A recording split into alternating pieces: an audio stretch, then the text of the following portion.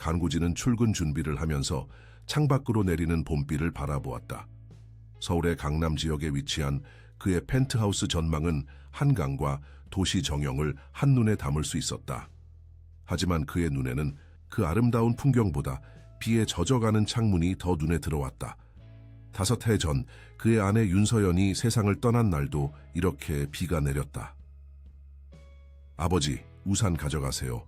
하녀가 현관에서 우산을 건네며 말했다. 강우진은 고개를 끄덕였다. 고마워요, 정씨. 오늘 미소는 어때요? 정하녀는 한숨을 쉬었다. 어제와 같아요. 아침에 일어나서 창밖만 바라보고 있어요. 강우진은 입술을 깨물었다. 그의 7살 딸 강미소는 어머니가 세상을 떠난 이후로 단 한마디도 하지 않았다. 5해 동안 그녀의 목소리는 침묵 속에 갇혀 있었다. 수많은 병원, 심리치료사, 다양한 치료법을 시도했지만 어떤 것도 미소의 침묵을 깨뜨리지 못했다. 오늘 저녁에는 일찍 돌아올게요. 금요일이니까 미소를 공원에 데려갈 거예요. 정하녀는 미소를 잘 돌보겠다고 약속했고 간구진은 운전기사가 기다리는 차로 향했다.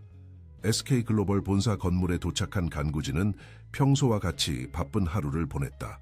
회의, 전화통화, 이메일, 결정들.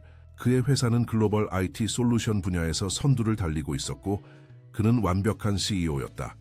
비즈니스 매거진들은 그를 강철의 CEO라고 불렀다.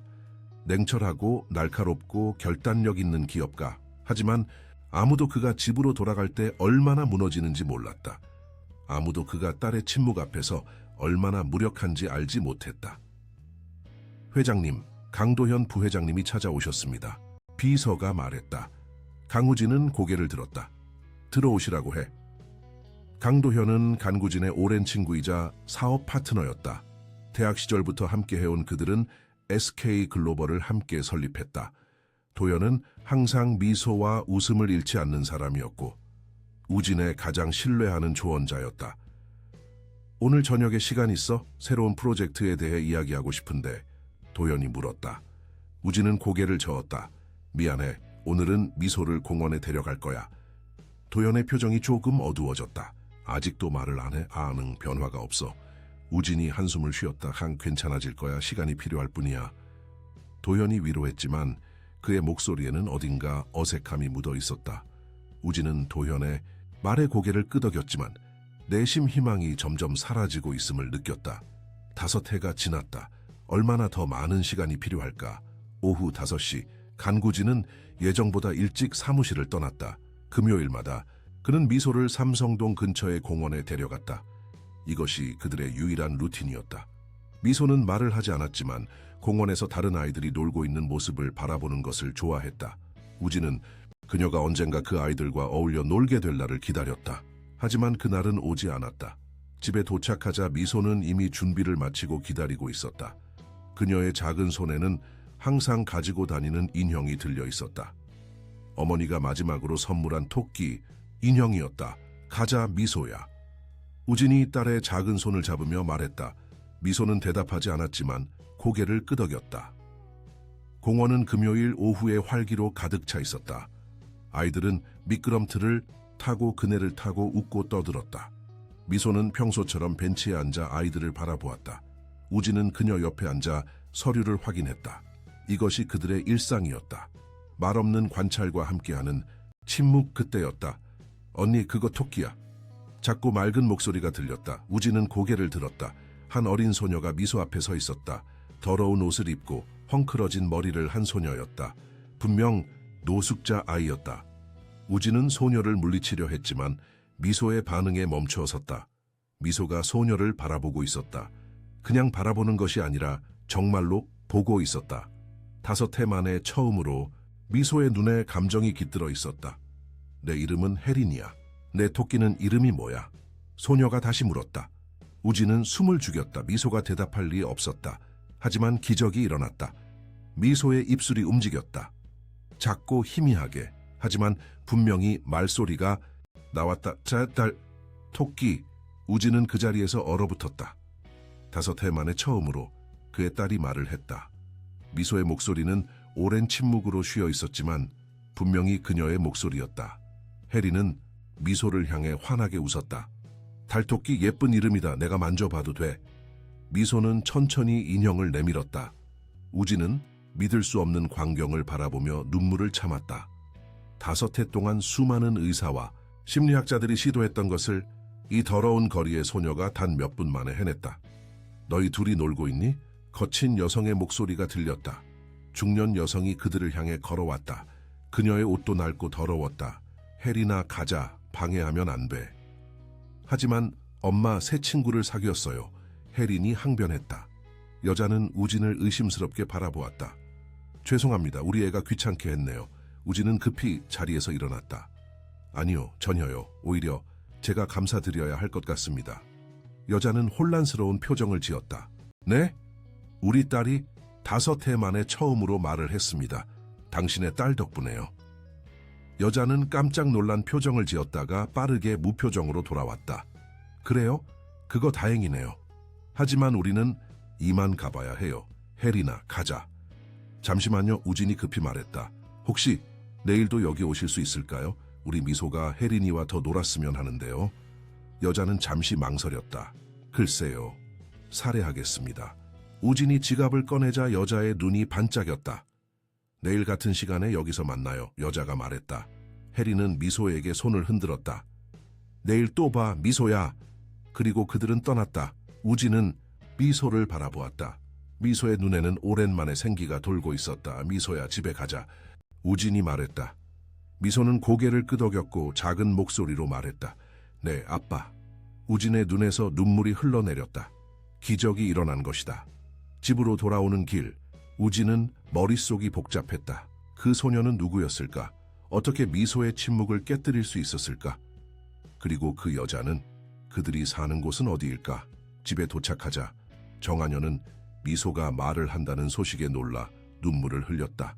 미소는 여전히 많이 말하지는 않았지만 간단한 단어들을 사용하기 시작했다. 네, 아니요, 달토끼.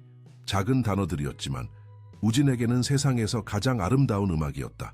그날 밤 미소를 재운 후 우진은 자신의 방으로 돌아왔다. 책상 위에는 아내의 사진이 놓여 있었다. 우진은 사진을 바라보며 속삭였다. 서연아, 오늘 미소가 말을 했어. 5해 만에. 기적이야. 사진. 속 윤서연은 여전히 아름답게 미소 짓고 있었다. 우진은 문득 서연이 세상을 떠나기 전 마지막으로 한 말을 떠올렸다. 우진아, 미소를 잘 부탁해. 그리고 용서해줘. 당시 우진은 그 말의 의미를 이해하지 못했다. 무엇을 용서해야 한다는 것인지. 하지만 지금도 그 의미는 알 수 없었다.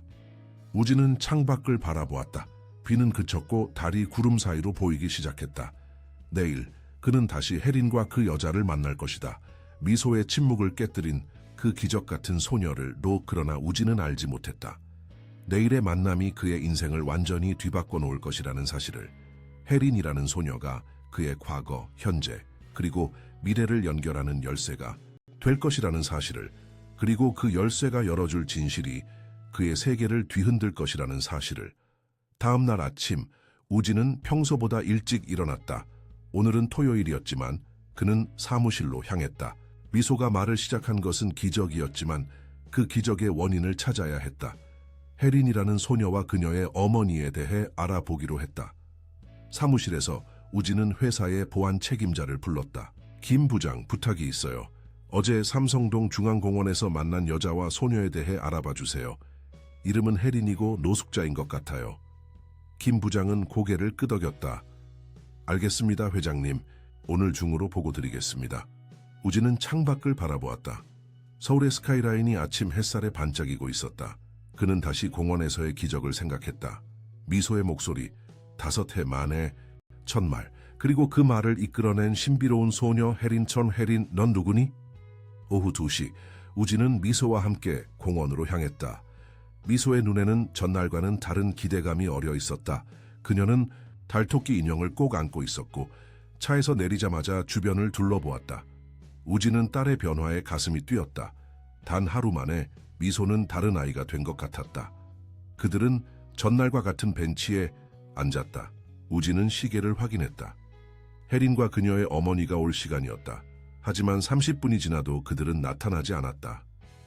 아빠, 혜린이 안 와요? 미소가 조용히 물었다. 우진은 놀랐다. 미소가 질문을 한 것은 오랜만이었다. 조금만 더 기다려보자. 분명 올 거야. 하지만 1시간이 지나도 혜리는 나타나지 않았다. 미소의 눈에는 실망감이 가득했다. 우진은 초조해졌다. 미소가 다시 침묵에 빠질까 두려웠다. 미소야, 우리 혜린이를 찾아볼까? 우진이 제안했다. 미소는 눈을 크게 뜨고 고개를 끄덕였다. 우진은 미소를 데리고 공원을 돌아다니기 시작했다. 놀이터, 호수 주변, 벤치들. 하지만 혜린의 모습은 보이지 않았다. 바로 그때 우진의 휴대폰이 울렸다. 김 부장이었다. 회장님, 그 소녀와 여자에 대한 정보를 찾았습니다. 그들은 공원 근처 지하철역 인근의 폐건물에서 지내고 있는 것 같습니다. 여자의 이름은 이선자로 확인됐습니다. 우진은 안도의 한숨을 내쉬었다. 주소를 문자로 보내줘요. 전화를 끄는 우진은 미소를 바라보았다. 미소야, 혜린이가 어디 있는지 알았어. 찾으러 갈까? 미소는 눈을 반짝이며 고개를 끄덕였다. 우진은 운전기사에게 연락해 차를 준비하도록 했다. 곧 그들은 김 부장이 알려준 주소로 향했다. 번화가에서 멀지 않은 곳이었지만 버려진 듯한 건물들이 모여있는 곳이었다. 차에서 내린 우진은 미소의 손을 꼭 잡았다. 여기서 잠시만 기다려. 미소야, 아빠가 먼저 가볼게. 하지만 미소는 고개를 저었다. 같이 가요, 아빠. 우진은 잠시 망설였지만 미소의 단호한 눈빛에 결국 고개를 끄덕였다. 알았어. 하지만 내 손을 꼭 잡고 있어야 해. 그들은 낡은 건물로 향했다. 건물 입구는 반쯤 무너져 있었고 내부는 어두웠다. 우진은 휴대폰 플래시를 켜고 주변을 살폈다. 혜린아, 우진이 조심스럽게 불렀다. 반응이 없었다. 그들은 조금 더 안으로 들어갔다. 1층은 텅 비어 있었지만 계단을 따라 올라가자 위층에서 소리가 들려왔다. 여기 누구 있어요? 여자의 목소리였다. 우진은 목소리를 따라 3층으로 올라갔다. 넓은 공간 한쪽에 담요와 몇 개의 가방이 놓여 있었다. 이선자로 보이는 여자가 경계하는 눈빛으로 그들을 바라보고 있었다. 혜리는 구석에 웅크리고 있었다. 혜리나, 미소가 소리쳤다. 그것은 5해 만에 미소가 낸 가장 큰 소리였다. 혜리는 놀란 표정으로 고개를 들었다. 미소야, 여기 어떻게 왔어? 미소는 우진의 손을 놓고 혜린에게 달려갔다. 우진은 딸이 달리는 모습을 보며 눈물을 참았다. 5해 만에 처음 보는 광경이었다. 무슨 일이죠? 이선자가 경계하는 목소리로 물었다. 우진은 공손하게 고개를 숙였다. 죄송합니다. 갑자기 찾아와서요. 어제 약속했던 시간에 오지 않으셔서 걱정됐습니다. 이선자의 표정이 누그러졌다. 아, 그랬군요. 혜린이가 아파서 나가지 못했어요. 우진은 혜린을 바라보았다. 소녀는 창백해 보였다. 많이 아픈가요? 열이 좀 있었어요. 약국에 갈 돈이 없어서. 이선자의 말끝이 흐려졌다. 우진은 주변을 둘러보았다. 그들이 생활하는 공간은 너무나 열악했다. 추운 바닥, 새는 천장, 깨진 창문. 이곳에서 어린 소녀가 살고 있다는 사실이 그를 괴롭게 했다. 제가 도울 수 있을까요? 우진이 조심스럽게 물었다. 이선자는 의심스러운 눈빛으로 그를 바라보았다. 왜 우리를 도우려는 거죠? 어제 말씀드렸듯이 혜린이 덕분에 우리 미소가 다시 말을 하기 시작했습니다. 5해 만에요. 저에게는 그 어떤 보상금보다 값진 선물입니다. 이선자는 잠시 생각에 잠겼다가 말했다. 무엇을 도와주실 수 있죠? 우선 혜린이를 병원에 데려가고 싶습니다. 그리고 우진은 잠시 망설였다. 당장은 여기서 지내기 어려울 것 같은데 제가 당분간 숙소를 제공해 드리고 싶습니다. 이선자의 눈이 커졌다. 숙소란요? 네, 제 집에는 빈 방이 많습니다. 혜린이와 당신이 지내시기에 충분할 거예요. 이선자는 의심스러운 표정을 지었다. 갑자기 낯선 사람을 집에 들이시려고요? 보통 사람들은 그렇게 하지 않아요. 우진은 고개를 끄덕였다. 알고 있습니다. 하지만 저는 혜린이에게 진 빚이 있어요. 그리고 그는 미소와 혜린이 함께 웃고 있는 모습을 바라보았다. 우리 미소가 웃고 있어요. 5해 만에 처음으로요. 이선자는 아이들을 바라보다가 한숨을 쉬었다. 알겠어요. 하지만 일시적으로만 받아들이겠습니다. 우리는 당신의 자선 사업이 아니에요. 우진은 고개를 끄덕였다. 물론입니다. 원하시는 만큼만 머무르세요. 그날 오후 우진은 혜린을 가까운 병원으로 데려갔다. 의사는 혜린이 영양실조와 가벼운 폐렴 초기 증상을 보인다고 진단했다. 적절한 약과 영양가 있는 식사, 따뜻한 환경이 필요하다고 했다. 병원에서 나온 그들은 약국에 들러 처방약을 받았고 곧 우진의 집으로 향했다. 차 안에서 혜린은 창밖을 신기한 듯 바라보았다. 이렇게 높은 건물에 가본 적 없어요. 혜린이 말했다. 미소는 혜린의 손을 잡고 있었다. 우리 집은 하늘에 있어. 우진은 백미러로 뒷좌석에 두 소녀를 바라보았다. 미소가 이렇게 많은 말을 하는 것은 오랜만이었다. 마치 오랫동안 멈춰있던 시간이 다시 흐르기 시작한 것 같았다. 강남의 고급 아파트 단지에 도착하자 이선자의 얼굴에 긴장감이 돌았다. 정말 여기서 사세요? 만에 35층입니다. 우진이 대답했다. 엘리베이터를 타고 올라가는 동안 혜리는 눈을 반짝이며 주변을 둘러보았다. 와, 여기 엘리베이터는 깨끗하고 좋아요. 우진의 펜트하우스에 도착하자 정한여가 그들을 맞이했다. 그녀는 낯선 손님들을 보고 놀란 표정을 지었지만 우진의 설명을 듣고 곧 이해했다. 손님 방을 준비해 드릴게요. 그리고 저녁 식사도 곧 준비하겠습니다. 정한여가 말했다. 미소는 혜린의 손을 잡고 자신의 방으로 데려갔다. 내 장난감 보여줄게. 이선자는 우진에게 낮은 목소리로 말했다. 정말 이렇게 갑자기 낯선 사람들을 들이셔도 괜찮은 건가요? 우진은 미소가 혜린과 함께 웃으며 뛰어가는 모습을 바라보았다. 저에게는 미소의 웃음이 세상의 모든 것보다 중요합니다. 혜린이가 그것을 가능하게 했어요. 저녁 식사 시간, 그들은 함께 테이블에 앉았다.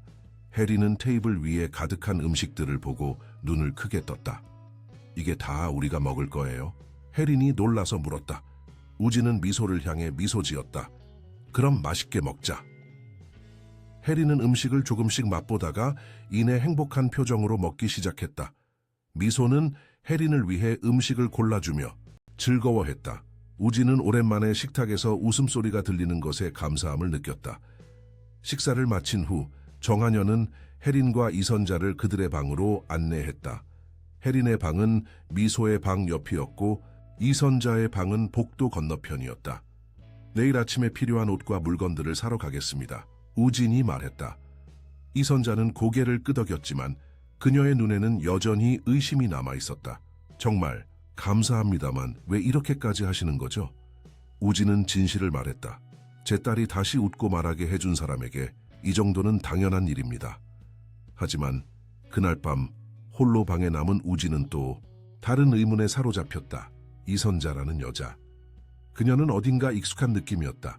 마치 전에 어디선가 본 적이 있는 것 같았다. 하지만 확실히 기억나지 않았다. 우진은 노트북을 켜고 회사 보안팀에서 보내온 정보를 확인했다. 이선자 47세. 과거 직업이나 주소에 대한 정보는 거의 없었다. 10년 전부터 불안정한 주거 생활을 한 것으로 보였다. 혜린에 대한 정보는 더욱 제한적이었다. 출생 증명서나 학교 기록이 전혀 없었다. 마치 공식적으로 존재하지 않는 아이 같았다. 우진은 이런 불확실함이 불편했다. 그는 항상 모든 것을 통제하고 알고 있는 사람이었다. 하지만 지금은 너무 많은 미지의 영역이 있었다. 그러던 중 우진의 시선이 책상 위 사진으로 향했다. 서연과 함께 찍은 사진이었다. 그리고 그 순간 번개처럼 기억이 스쳐 지나갔다. 이선자. 그녀는 서연이 세상을 떠나기 전 그들의 집에서 일했던 가정부였다. 하지만 서연이 갑자기 그녀를 해고했다. 이유는 알려주지 않았다. 단지 더 이상 필요 없다고만 했다. 우진은 자리에서 벌떡 일어났다. 왜 서연은 이선자를 해고했을까?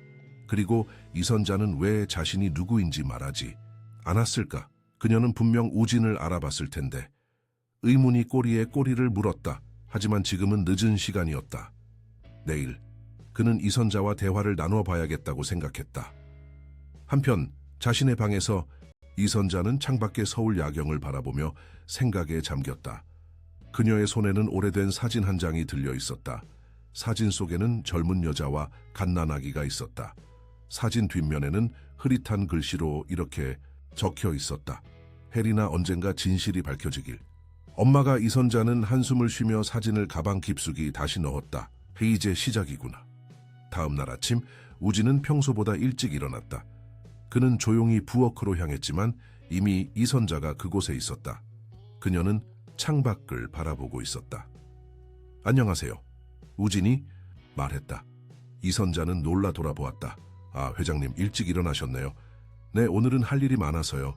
선자씨, 당신이 누구인지 기억났습니다. 이선자의 표정이 굳었다. 그래요? 네, 당신은 5년 전에 우리 집에서 일했던 가정부였죠. 아내가 갑자기 해고했던. 이선자는 잠시 침묵했다가 고개를 끄덕였다. 맞아요, 제가 그 이선자입니다. 왜 어제 말하지 않았죠? 회장님이 저를 기억하실 거라고 생각하지 않았어요. 그리고 그때의 기억이 좋지 않아서요. 우진은 조심스럽게 물었다. 왜 아내가 당신을 해고했는지 아세요? 이선자의 눈에 이상한 빛이 스쳤다. 사모님께 직접 물어보셨나요? 아내는 이유를 말하지 않았어요. 그리고 이제는 물어볼 수도 없죠. 이선자는 깊은 한숨을 내쉬었다. 회장님, 때가 되면 모든 것을 알게 될 겁니다.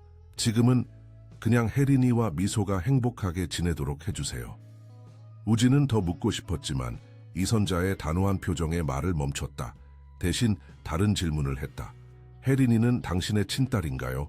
이선자는 잠시 망설이다가 대답했다. 제가 키웠어요. 하지만 피는 섞이지 않았죠. 어떻게 혜린이를 만나게 됐나요? 이선자의 눈에 슬픔이 어렸다. 버려진 아이였어요. 누군가 그 아이를 두고 사라졌죠. 제가 발견했고 그 후로 함께 살고 있어요. 우진은 마음속으로 의구심이 들었지만 더 묻지 않기로 했다. 지금은 혜린과 미소가 행복하게 지내는 것이 중요했다. 나머지 의문들은 차차 해결해 나가면 될 것이다. 오늘은 쇼핑을 가려고 해요. 혜린이와 선자 씨에게 필요한 물건들을 사는 거죠. 우진이 말했다. 이선자는 고개를 저었다. 그렇게까지 하실 필요 없어요. 우리는 곧 떠날 거예요. 떠나다니요? 왜요? 회장님, 우리는 다른 세계의 사람들이에요. 이런 호화로운 생활은 우리에게 맞지 않아요. 우진은 반박했다. 하지만 혜린이와 미소는 서로에게 좋은 영향을 주고 있어요. 미소가 이렇게 활기찬 모습을 보인 것은 오랜만이에요. 바로 그때 웃음소리가 들렸다. 미소와 혜린이 파자마 차림으로 부엌으로 들어왔다. 아빠, 우리 오늘 뭐 해요? 미소가 물었다. 우진은 딸을 보며 환하게 웃었다. 쇼핑 가려고 해. 혜린이와 이모에게 필요한 것들을 사는 거야. 혜린의 눈이 반짝였다. 정말요? 새 옷을 살 수 있어요? 이선자는 망설이는 표정이었지만 혜린의 기대에 찬 얼굴을 보고 한숨을 쉬었다. 딱 필요한 것만 살게요. 우진은 고개를 끄덕였지만 그의 마음속에는 여전히 의문이 남아있었다. 이선자와 혜린, 그들의 진짜 이야기는 무엇일까? 그리고 그것이 서연과 어떤 관련이 있을까? 우진은 창밖을 바라보았다. 서울의 아침이 밝아오고 있었다. 새로운 하루, 그리고 어쩌면 새로운 진실의 시작. 일주일이 지났다. 우진의 펜트하우스는 이제 네 사람의 생활 공간이 되었다. 미소와 혜린은 마치 오랫동안 알고 지낸 친구처럼 가까워졌다. 미소는 점점 더 많은 말을 하기 시작했고 혜린은 풍요로운 환경 속에서 건강을 되찾아갔다. 그러나 이선자는 여전히 경계심을 늦추지 않았다.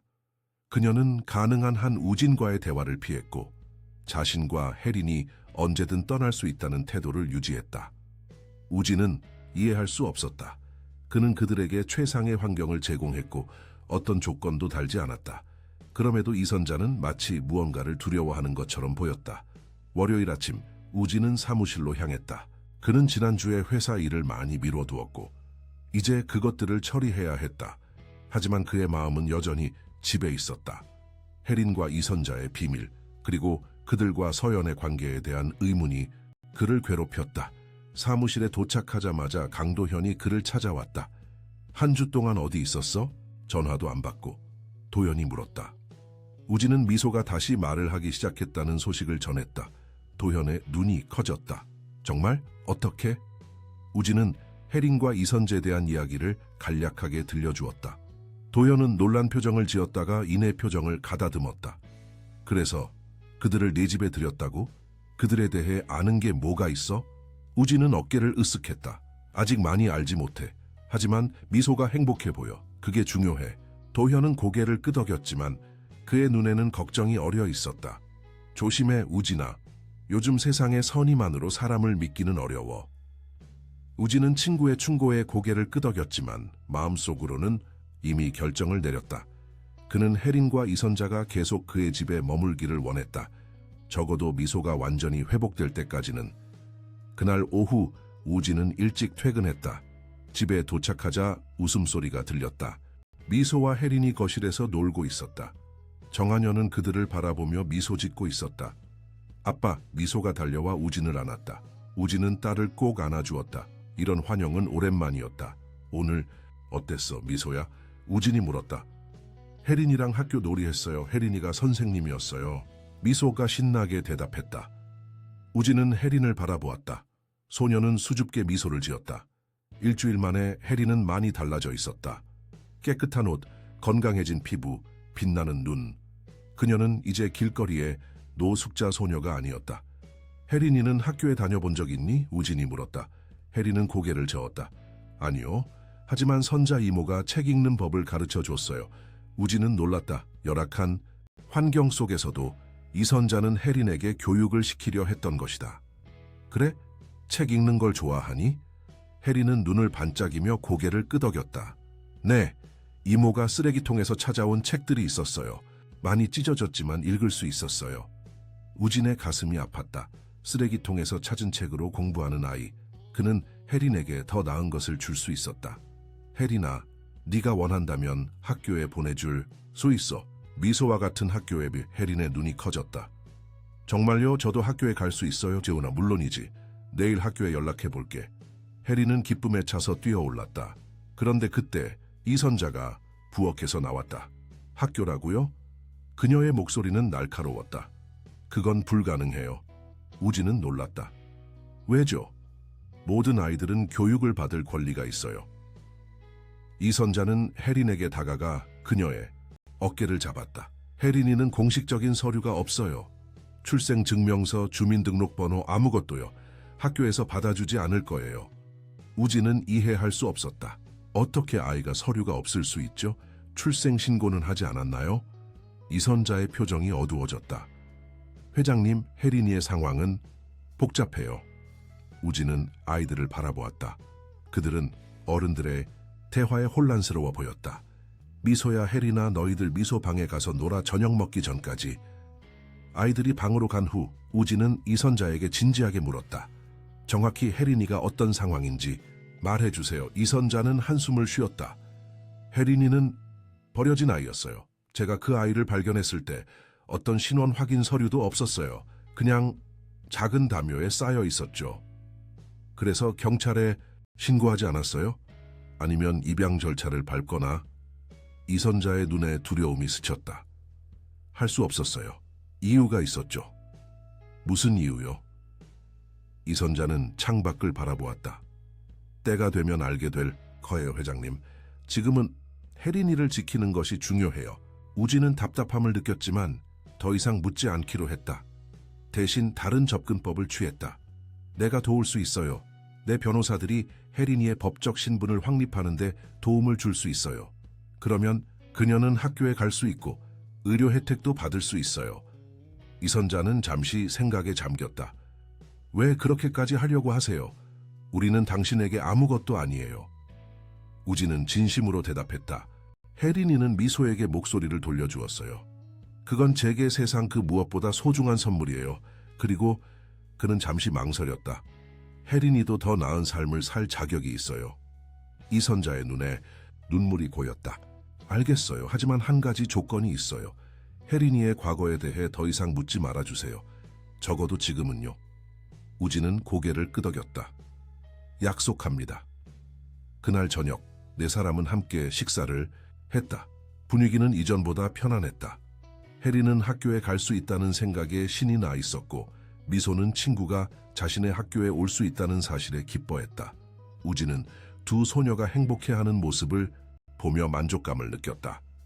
식사 후 아이들이 잠자리에 든 후에도 우진은 서재에서 일을 계속했다. 그는 혜린의 법적 신분을 확립하기 위한 방법을 찾고 있었다. 그때 노크 소리가 들렸다. 들어오세요. 우진이 말했다. 이선자가 조심스럽게 문을 열었다. 방해해도 될까요? 물론이죠. 앉으세요. 이선자는 서재를 둘러보았다. 여기서 일하시는군요. 네, 가끔요. 우진이 대답했다. 무슨 일이신지요?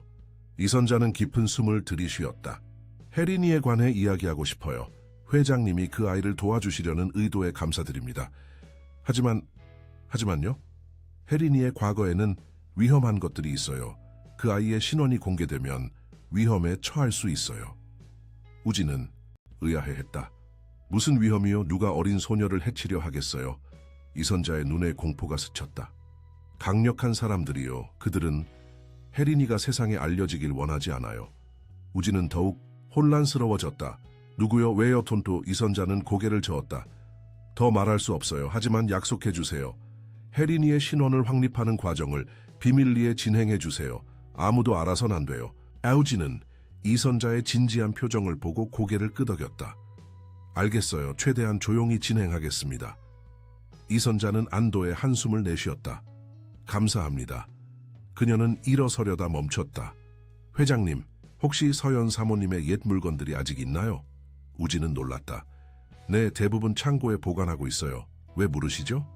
그냥 궁금했어요. 이선자는 서둘러 방을 나갔다. 우진은 의문에 쌓였다.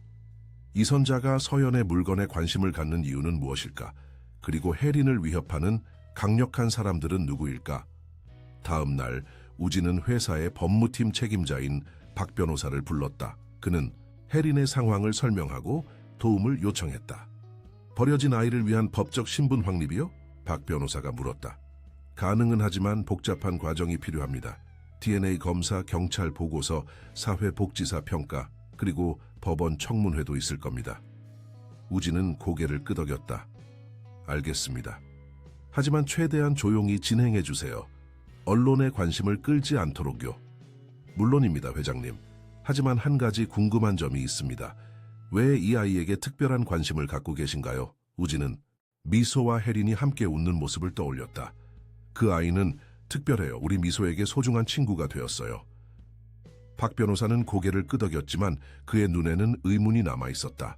알겠습니다. 최선을 다하겠습니다. 그날 오후 우진은 약속대로 미소와 혜린을 데리고 쇼핑몰에 갔다.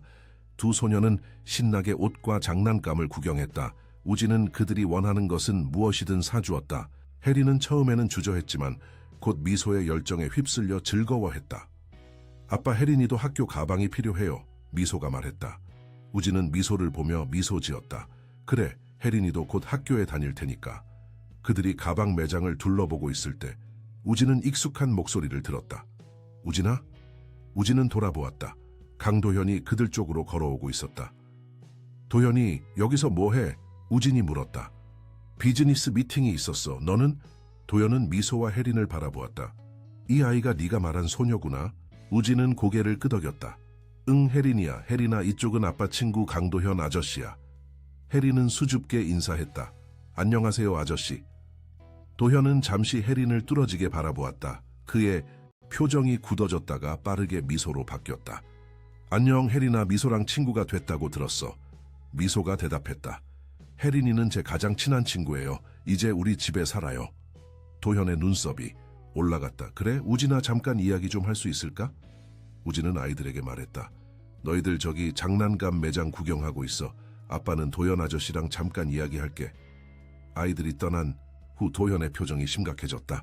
정말로 그 아이들을 네 집에 들였어? 응, 왜? 너 미쳤니? 그들이 누군지도 모르는데? 우진은 놀랐다.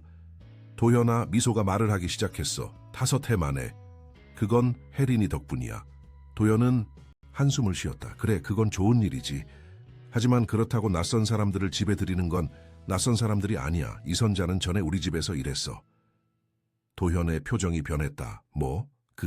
이선자, 서연이 해고한 그 가정부 있다마자. 너도 기억하는구나. 도현은 초조해 보였다. 우진아, 조심해. 서연이 그녀를 해고한 데는 이유가 있었을 거야. 무슨 이유인지 아니? 도현은 고개를 저었다. 아니, 하지만 서연이 그럴 만한 이유가 있었을 거야. 그녀는 신중한 사람이었잖아. 우진은 친구의 말을 생각해 보았다. 서연은 정말 신중한 사람이었다. 그녀가 이유 없이 이선자를 해고했을 리는 없었다. 하지만 그 이유가 무엇이었을까? 알았어, 조심할게. 하지만 지금으로서는 그들이 계속 머무르는 게 미소에게 좋아 보여. 도현은 고개를 끄덕였지만 그의 눈에는 걱정이 가득했다. 그래, 내 판단을 믿어. 다만 너무 깊이 관여하지 마. 특히 그 소녀에게. 우진은 도현의 말이 이상하게 느껴졌다. 무슨 말이야? 그냥 너와 미소가 다시 상처받는 걸 보고 싶지 않아. 그들의 대화는 미소와 혜린이 돌아오면서 끝났다. 도현은 서둘러 작별 인사를 하고 떠났다. 쇼핑을 마치고 집으로 돌아오는 길, 우진은 도현의 말을 곱씹었다. 친구의 걱정은 이해할 수 있었다. 하지만 그의 반응이 지나치게 강했다. 마치 혜린과 이선자가 어떤 위험을 가져올 것처럼 말했다. 집에 도착하자 이선자가 현관에서 그들을 맞이했다. 그녀는 혜린이 들고 온 쇼핑백을 보고 눈살을 찌푸렸다. 이렇게 많이 살 필요 없었는데. 우진은 미소와 혜린을 방으로 보낸 후 이선자에게 물었다. 오늘 강도현을 만났어요. 그가 당신에 대해 알고 있더군요. 이선자의 표정이 굳었다. 강도현 부회장님이요? 네, 그는 서연이 당신을 해고한 것을 기억하고 있었어요. 그리고 이상하게도 당신과 혜린이에 대해 매우 경계하고 있었죠. 이선자는 잠시 침묵했다가 말했다. 부회장님은 사모님과 가까웠죠. 무슨 뜻이에요? 아무것도 아니에요. 그냥 그들은 친한 친구였죠. 우진은 의아했다. 서연과 도현이 친했다는 사실은 알고 있었다. 하지만 이선자의 말투에는 뭔가 더 깊은 의미가 있는 것 같았다. 이선자 씨, 무언가 알고 계신 게 있다면 말해주세요. 서연과 도현 그리고 당신과 혜린이 사이에 어떤 연결고리가 있나요? 이선자는 창밖을 바라보았다. 회장님, 때가 되면 모든 것을 알게 될 거예요. 하지만 지금은 그냥 아이들이 행복하게 지내도록 해주세요. 우진은 답답함을 느꼈지만 더 이상 묻지 않기로 했다. 대신 그는 자신만의 방법으로 진실을 찾아보기로 결심했다. 그날 밤 우진은 집 지하 창고로 향했다. 그곳에는 서연의 물건들이 보관되어 있었다. 옷, 책, 개인 물품들, 서연의 흔적들이었다. 우진은 오랫동안 이곳에 오지 않았다. 너무 아팠기 때문이다. 하지만 이제 그는 답을 찾아야 했다. 상자들을 뒤지던 중 그는 잠겨있는 작은 나무 상자를 발견했다. 열쇠가 없었다. 우진은 상자를 들고 서재로 돌아왔다. 그는 서랍에서 작은 도구 세트를 꺼내 자물쇠를 열려고 시도했다. 몇 분 후 자물쇠가 열렸다. 우진은 천천히 상자를 열었다. 안에는 편지들, 사진들, 그리고 작은 일기장이 있었다. 우진은 조심스럽게 일기장을 꺼냈다. 서연의 비밀 일기였다. 우진은 망설였다. 아내의 사적인 글을 읽는 것이 옳은 일일까? 하지만 그는 진실을 알아야 했다. 천천히 그는 일기장을 펼쳤다. 첫 페이지에는 5해 전의 날짜가 적혀 있었다. 서연이 세상을 떠나기 몇 달 전이었다. 오늘 그의 아이를 가졌다는 것을 확인했다. 우진이 알면 가슴이 찢어질 것이다. 어떻게 이런 일이? 우진의 손이 떨렸다. 서연이 누구의 아이를 가졌다는 것인가? 그는 계속 읽었다. 도현과의 실수를 어떻게 수습해야 할지 모르겠다. 이것은 단 한 번의 실수였다. 하지만 이제 그 결과가. 우진은 숨을 멈췄다. 서연과 도현, 그의 아내와 가장 친한 친구, 그는 믿을 수 없었다. 일기장을 더 넘기던 중 그는 충격적인 구절을 발견했다. 아이를 낳은 후 이선자의 도움으로 그 아이를 보낼 계획이다. 우진은 절대 알아서는 안 된다. 이것은 나의 죄이고 내가 감당해야 한다. 우진의 머릿속이 혼란스러웠다. 서연이 도현의 아이를 가졌다. 그리고 이선자가 그 계획에 관여했다. 그렇다면 혜린은 갑자기 모든 것이 명확해지기 시작했다. 혜린의 나이, 그녀가 공식적인 서류가 없는 이유, 이선자의 비밀스러운 태도, 도현의 과도한 경계. 혜린은 서연과 도현 사이에서 태어난 아이일지도 모른다. 우진은 일기장을 내려놓고 창밖을 바라보았다. 그의 마음은 배신감, 분노, 혼란으로 가득 찼다. 하지만 동시에 그는 혜린에 대한 깊은 연민을 느꼈다. 그 아이는 이 모든 상황에서 가장 무고한 존재였다. 그때 노크 소리가 들렸다. 우진은 급히 일기장을 서랍에 넣고 들어오세요 라고 말했다. 미소가 문을 열고 들어왔다. 아빠, 못 자겠어요. 우진은 딸을 바라보았다. 미소는 달토끼 인형을 안고 있었다. 무슨 일이야, 미소야? 혜린이가 울어요. 무서운 꿈을 꿨대요. 우진은 일어났다. 가보자. 그들은 혜린의 방으로 향했다. 방문을 열자 혜린이 침대에 웅크리고 있는 모습이 보였다. 이선자는 그녀 옆에 앉아 등을 쓰다듬고 있었다. 무슨 일이에요? 우진이 물었다. 이선자가 대답했다. 악몽을 꿨어요. 괜찮아질 거예요. 혜리는 눈물로 얼룩진 얼굴을 들었다. 꿈에서 나쁜 아저씨가 저를 데려가려고 했어요. 우진은 혜린에게 다가가 앉았다. 괜찮아, 혜린아. 여기서는 아무도 너를 데려가지 않을 거야. 약속할게. 혜린은 우진을 바라보았다. 그녀의 눈에는 두려움과 함께 신뢰가 담겨 있었다. 정말요? 정말이야. 내가 지켜줄게. 이선자는 의미심장한 눈빛으로 우진을 바라보았다. 그녀는 뭔가를 말하려다 그만두었다. 미소가 혜린의 옆에 앉았다. 내가 여기서 같이 잘게. 그러면 무서운 꿈 안 꿀 거야. 우진은 딸의 따뜻한 마음씨에 감동했다. 그래, 미소야. 오늘 밤은 혜린이와 함께 자렴. 아이들이 침대에 누운 후 우진과 이선자는 방을 나왔다. 복도에서 우진은 이선자를 바라보았다. 혜린이는 서연과 도현의 아이인가요? 이선자는 놀란 표정을 지었다가 이내 침착함을 되찾았다. 무슨 말씀을 하시는 거죠? 서연의 일기장을 찾았어요. 모든 것이 거기 적혀 있었어요. 이선자는 한숨을 쉬었다. 그렇군요. 결국 알게 되셨군요. 그럼 사실인가요? 이선자는 고개를 끄덕였다. 네, 혜린이는 서연 사모님과 강도현 부회장님 사이에서 태어났어요. 우진은 벽에 기대어 섰다. 비록 이미 추측했던 사실이었지만 확인을 받으니 더욱 현실감이 느껴졌다. 어떻게 된 일이죠? 처음부터 말해주세요.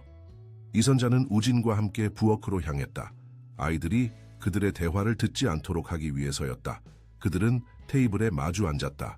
밤이 깊었지만 진실의 시간이 왔다. 5해 전의 일이었어요. 이선자가 이야기를 시작했다. 제가 회장님 댁에서 일할 때였죠. 사모님은 힘든 시간을 보내고 계셨어요. 힘든 시간이란요? 우진이 물었다. 사모님은 외로우셨어요. 회장님은 항상 바쁘셨고 미소는 너무 어렸죠. 사모님은 종종 혼자 계셨어요. 우진은 죄책감을 느꼈다. 사업에 몰두하느라 서연을 소홀히 했던 것이 사실이었다. 그러나 그것이 그녀가 도현과 관계를 맺는 이유가 될 수 있을까? 그리고 강도현 부회장님이 자주 찾아오셨죠. 이선자가 계속했다. 처음에는 회장님을 기다리러 오셨어요. 하지만 점점 사모님을 만나러 오시는 것 같았어요. 우진의 가슴이 아팠다. 도현, 그의 가장 친한 친구, 그의 사업 파트너, 그리고 대학 시절부터의 동지. 그가 어떻게... 어느 날 밤 사모님이 저를 부르셨어요. 사모님은 울고 계셨죠. 임신했다고 하셨어요. 그리고 아이의 아버지가 강도현 부회장님이라고요. 우진은 주먹을 꽉 쥐었다. 그래서요? 사모님은 절망하셨어요. 회장님께 알릴 수 없다고 하셨죠. 회장님의 마음이 산산조각 날 거라고요. 그래서 계획을 세우셨어요. 어떤 계획이요? 아이를 몰래 출산하고 입양 보내는 거였죠. 제가 도와드리기로 했어요. 사모님은 저를 믿으셨거든요. 우진은 분노와 배신감으로 가슴이 타들어갔다. 그의 아내와 친구가 그를 속였고 그것도 모자라 아이까지 몰래 보내려 했다니. 사모님은 출산을 위해 특별한 병원을 찾으셨어요. 모든 기록이 비밀로 유지되는 곳이었죠. 제가 사모님을 거기까지 모셨어요. 회장님께는 사모님이 친구와 여행을 떠났다고 말씀드렸죠. 그래서 서연이 2주 동안 집을 비운 그때가 우진이 기억해냈다. 네, 그때였어요. 혜린이가 태어났죠. 작고 예쁜 여자아이였어요. 그런데 왜 혜린이를 입양 보내지 않았죠? 그게 계획 아니었나요? 이선자의 눈에 슬픔이 깃들었다. 사모님이 마음을 바꾸셨어요. 아이를 아는 순간 보낼 수 없다고 하셨죠. 하지만 집으로 데려갈 수도 없었어요. 그래서 제가 아이를 키우기로 했어요. 비밀리에 사모님이 볼 수 있도록요. 서연이 혜린이를 만나러 갔었군요. 네, 매주요. 사모님은 혜린이를 너무 사랑하셨어요. 하지만 강도현 부회장님은 아이의 존재를 부정했어요. 책임지기를 거부했죠. 우진의 분노가 더욱 커졌다. 도현이 알고 있었다고요? 그는 자신의 아이를 버렸다는 말인가요? 부회장님은 자신의 평판과 경력을 걱정하셨어요. 혼외자식의 존재가 알려지면 그의 이미지에 타격을 줄 거라고요. 사모님에게 아이를 없애라고 압력을 넣었죠. 없애다니 무슨 뜻이죠? 처음에는 낙태를 강요했어요. 나중에는 아이를 멀리 보내라고 했죠. 해외로요. 절대 한국에 있어선 안 된다고요. 우진은 도현에 대한 분노로 몸을 떨었다. 그는 자신의 아이를 이렇게 대했다니. 그런데 어떻게 혜린이가 거리에서 구걸하게 된 거죠? 서연이 돈을 주지 않았나요? 이선자는 고개를 저었다. 사모님은 매달 돈을 주셨어요. 하지만 사모님이 돌아가신 후 그 돈은 끊겼죠. 저는 일자리를 구하려 했지만 서류 없는 아이를 키우며 정규직을 갖기 어려웠어요. 결국 우리는 길거리로 나앉게 됐죠. 우진은 깊은 한숨을 내쉬었다. 그래서 서연이 당신을 해고한 이유가 혜린이를 비밀로 지키기 위해서였군요. 네, 사람들이 의심하기 시작했어요. 제가 자주 외출하는 것에 대해요. 사모님은 제가 혜린이에게 집중할 수 있도록 저를 해고하셨어요. 우진은 창밖을 바라보았다. 서울의 밤하늘에는 별이 거의 보이지 않았다. 서연이 세상을 떠나기 전에 한 마지막 말이 이해가 돼요. 용서해줘. 그녀는 이 비밀을 가슴에 안고 떠난 거예요. 이선자의 눈에 눈물이 맺혔다. 사모님은 마지막 순간까지 회장님과 미소를 생각하셨어요. 그리고 혜린이도요. 서연이 어떻게 세상을 떠났는지 알고 계세요? 우진이 물었다. 이선자는 고개를 저었다. 정확히는 모르겠어요. 사모님이 갑자기 위독하다는 연락을 받았고 병원에 도착했을 때는 이미 우진은 아내의 갑작스러운 질병과 빠른 변화를 기억했다. 의사들은 원인을 정확히 밝히지 못했다. 그저 급성간 부전이라고만 했다. 서연이 세상을 떠난 후 도현은 당신이나 혜린이를 찾지 않았나요? 이선자의 표정이 어두워졌다. 찾아왔어요. 하지만 혜린이를 데려가기 위해서가 아니었죠. 그는 혜린이가 사라지길 원했어요. 돈을 주며 해외로 떠나라고 했죠. 제가 거절하자 위협했어요. 혜린이의 존재가 알려지면 우리 모두에게 좋지 않을 거라고요. 우진은 충격을 받았다. 도현이 당신을 위협했다고요? 네, 그래서 우리는 숨어 지내야 했어요. 주소를 자주 바꾸고 공식적인 기록을 남기지 않았죠. 하지만 돈이 떨어지면서 상황이 점점 나빠졌어요. 우진은 가슴 아픈 진실을 마주하고 있었다. 그의 아내는 그를 배신했고 그의 가장 친한 친구는 그를 속였다. 그리고 무고한 어린 소녀는 그 모든 거짓과 비밀의 희생양이 되었다. 혜린이는 알고 있나요? 자신의 부모에 대해 우진이 물었다. 이선자는 고개를 저었다. 아니요, 혜린이는 제가 그녀의 양어머니라고만 알고 있어요. 사모님과 부회장님에 대해서는 아무것도 모르죠. 우진은 깊은 생각에 잠겼다. 이제 그는 어떻게 해야 할까? 도현을 마주해야 할까? 혜린이에게 진실을 말해야 할까? 회장님, 이제 어떻게 하실 건가요? 이선자가 조심스럽게 물었다. 우진은 결단력 있는 목소리로 대답했다. 혜린이는 이 집에 머물 거예요. 그리고 제가 법적으로 그녀를 입양할 겁니다. 이선자의 눈이 커졌다. 입양이요? 아내 혜린이는 서연의 딸이에요. 그리고 이제는 미소의 자매가 될 거예요. 제가 그녀를 보호하고 사랑할 겁니다. 이선자의 눈에 눈물이 고였다. 정말 그러실 건가요? 혜린이가 다른 사람의 아이라는 걸 알면서도요? 우진은 단호하게 대답했다. 혜린이는 무고한 아이예요. 그녀는 이 상황에서 가장 큰 피해자죠. 그리고 그녀는 서연의 피를 나눈 아이예요. 미소의 이복 자매죠. 제가 그녀를 돌볼 책임이 있어요. 이선자는 감격에 차서 고개를 끄덕였다. 감사합니다, 회장님. 혜린이는 좋은 아이예요. 알고 있어요. 그리고 미소에게도 큰 선물이 되고 있죠. 우진이 말했다. 하지만 도현에 대해서는 그와 대화를 나눠야겠어요. 이선자의 표정이 걱정스러워졌다. 조심하세요. 부회장님은 위험할 수 있어요. 그는 혜린이의 존재가 알려지는 것을 매우 두려워해요. 우진은 고개를 끄덕였다. 걱정 마세요. 제가 도현을 어떻게 다뤄야 할지 알아요. 다음 날 아침 우진은 평소보다 일찍 일어났다. 그는 아이들이 아직 자고 있는 것을 확인한 후 사무실로 향했다. 오늘은 도현과 마주해야 했다. SK글로벌 본사에 도착한 우진은 곧바로 도현의 사무실로 향했다. 비서는 그를 막지 않았다. 우진은 CEO였고 그의 권한은 절대적이었다. 도현의 사무실. 문을 열자 도현은 놀란 표정으로 고개를 들었다. 우진아, 이렇게 일찍 왔네. 우진은 문을 닫고 도현 앞에 섰다. 그의 눈에는 분노가 가득했다. 도현아, 우리 이야기 좀 해야겠어. 도현은 우진의 표정을 보고 긴장했다. 무슨 일이야? 혜린이에 대해 알고 있어? 도현의 얼굴이 창백해졌다. 무슨 말이야? 혜린이가 누구의 아이인지 알고 있냐고. 도현은 잠시 침묵했다가 의자에 깊이 기대 앉았다. 알게 됐구나. 서연의 일기장을 찾았어. 그리고 이선자가 모든 것을 말해줬어. 도현은 한숨을 쉬었다. 우진아, 난 설명할 수 있어. 설명. 내 아내와 바람 피우고 아이까지 낳았는데 무슨 설명이 필요해? 그리고 그 아이를 버렸어.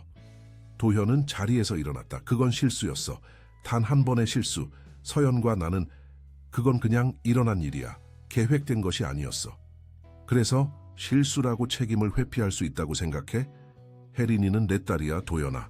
그런데 넌 그 아이를 거리에서 구걸하게 내버려뒀어. 도현은 방어적인 태도를 취했다. 난 돈을 줬어. 서연이 죽기 전까지는 매달 돈을 보냈다고. 그리고 서연이 죽은 후에는 네 아이와 그 아이를 돌보던 여자를 그냥 버렸어?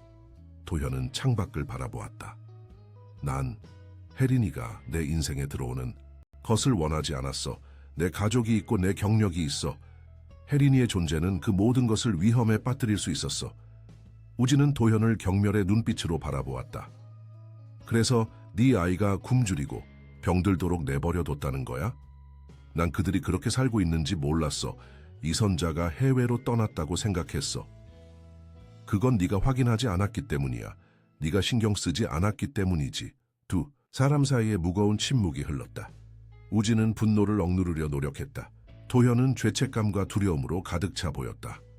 이제 어떻게 할 거야? 도현이 마침내 물었다. 우진은 단호하게 말했다. 난 혜린이를 입양할 거야. 도현의 눈이 커졌다. 뭐?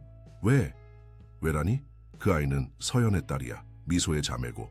그리고 그 아이는 가족이 필요해. 도현은 불안해 보였다. 우진아, 생각해봐. 이건 너무 복잡한 문제야. 혜린이의 존재가 알려지면 회사에도 영향이 갈 거야. 내 평판도 내 평판도.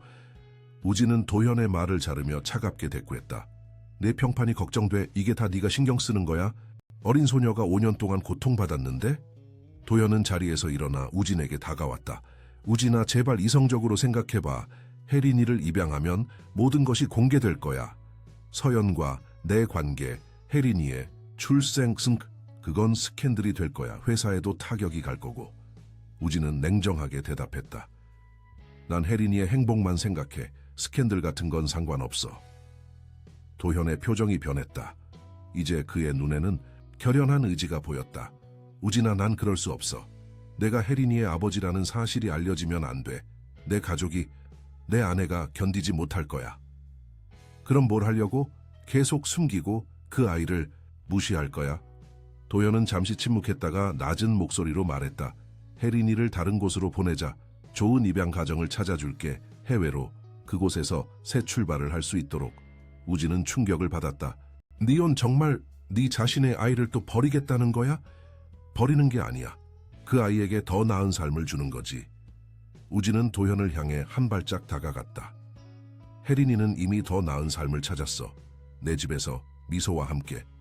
그리고 난 그 아이가 계속 그곳에 있길 원해. 도현의 표정이 굳어졌다. 그럴 수 없어, 우진아. 내가 그걸 허락할 수 없어.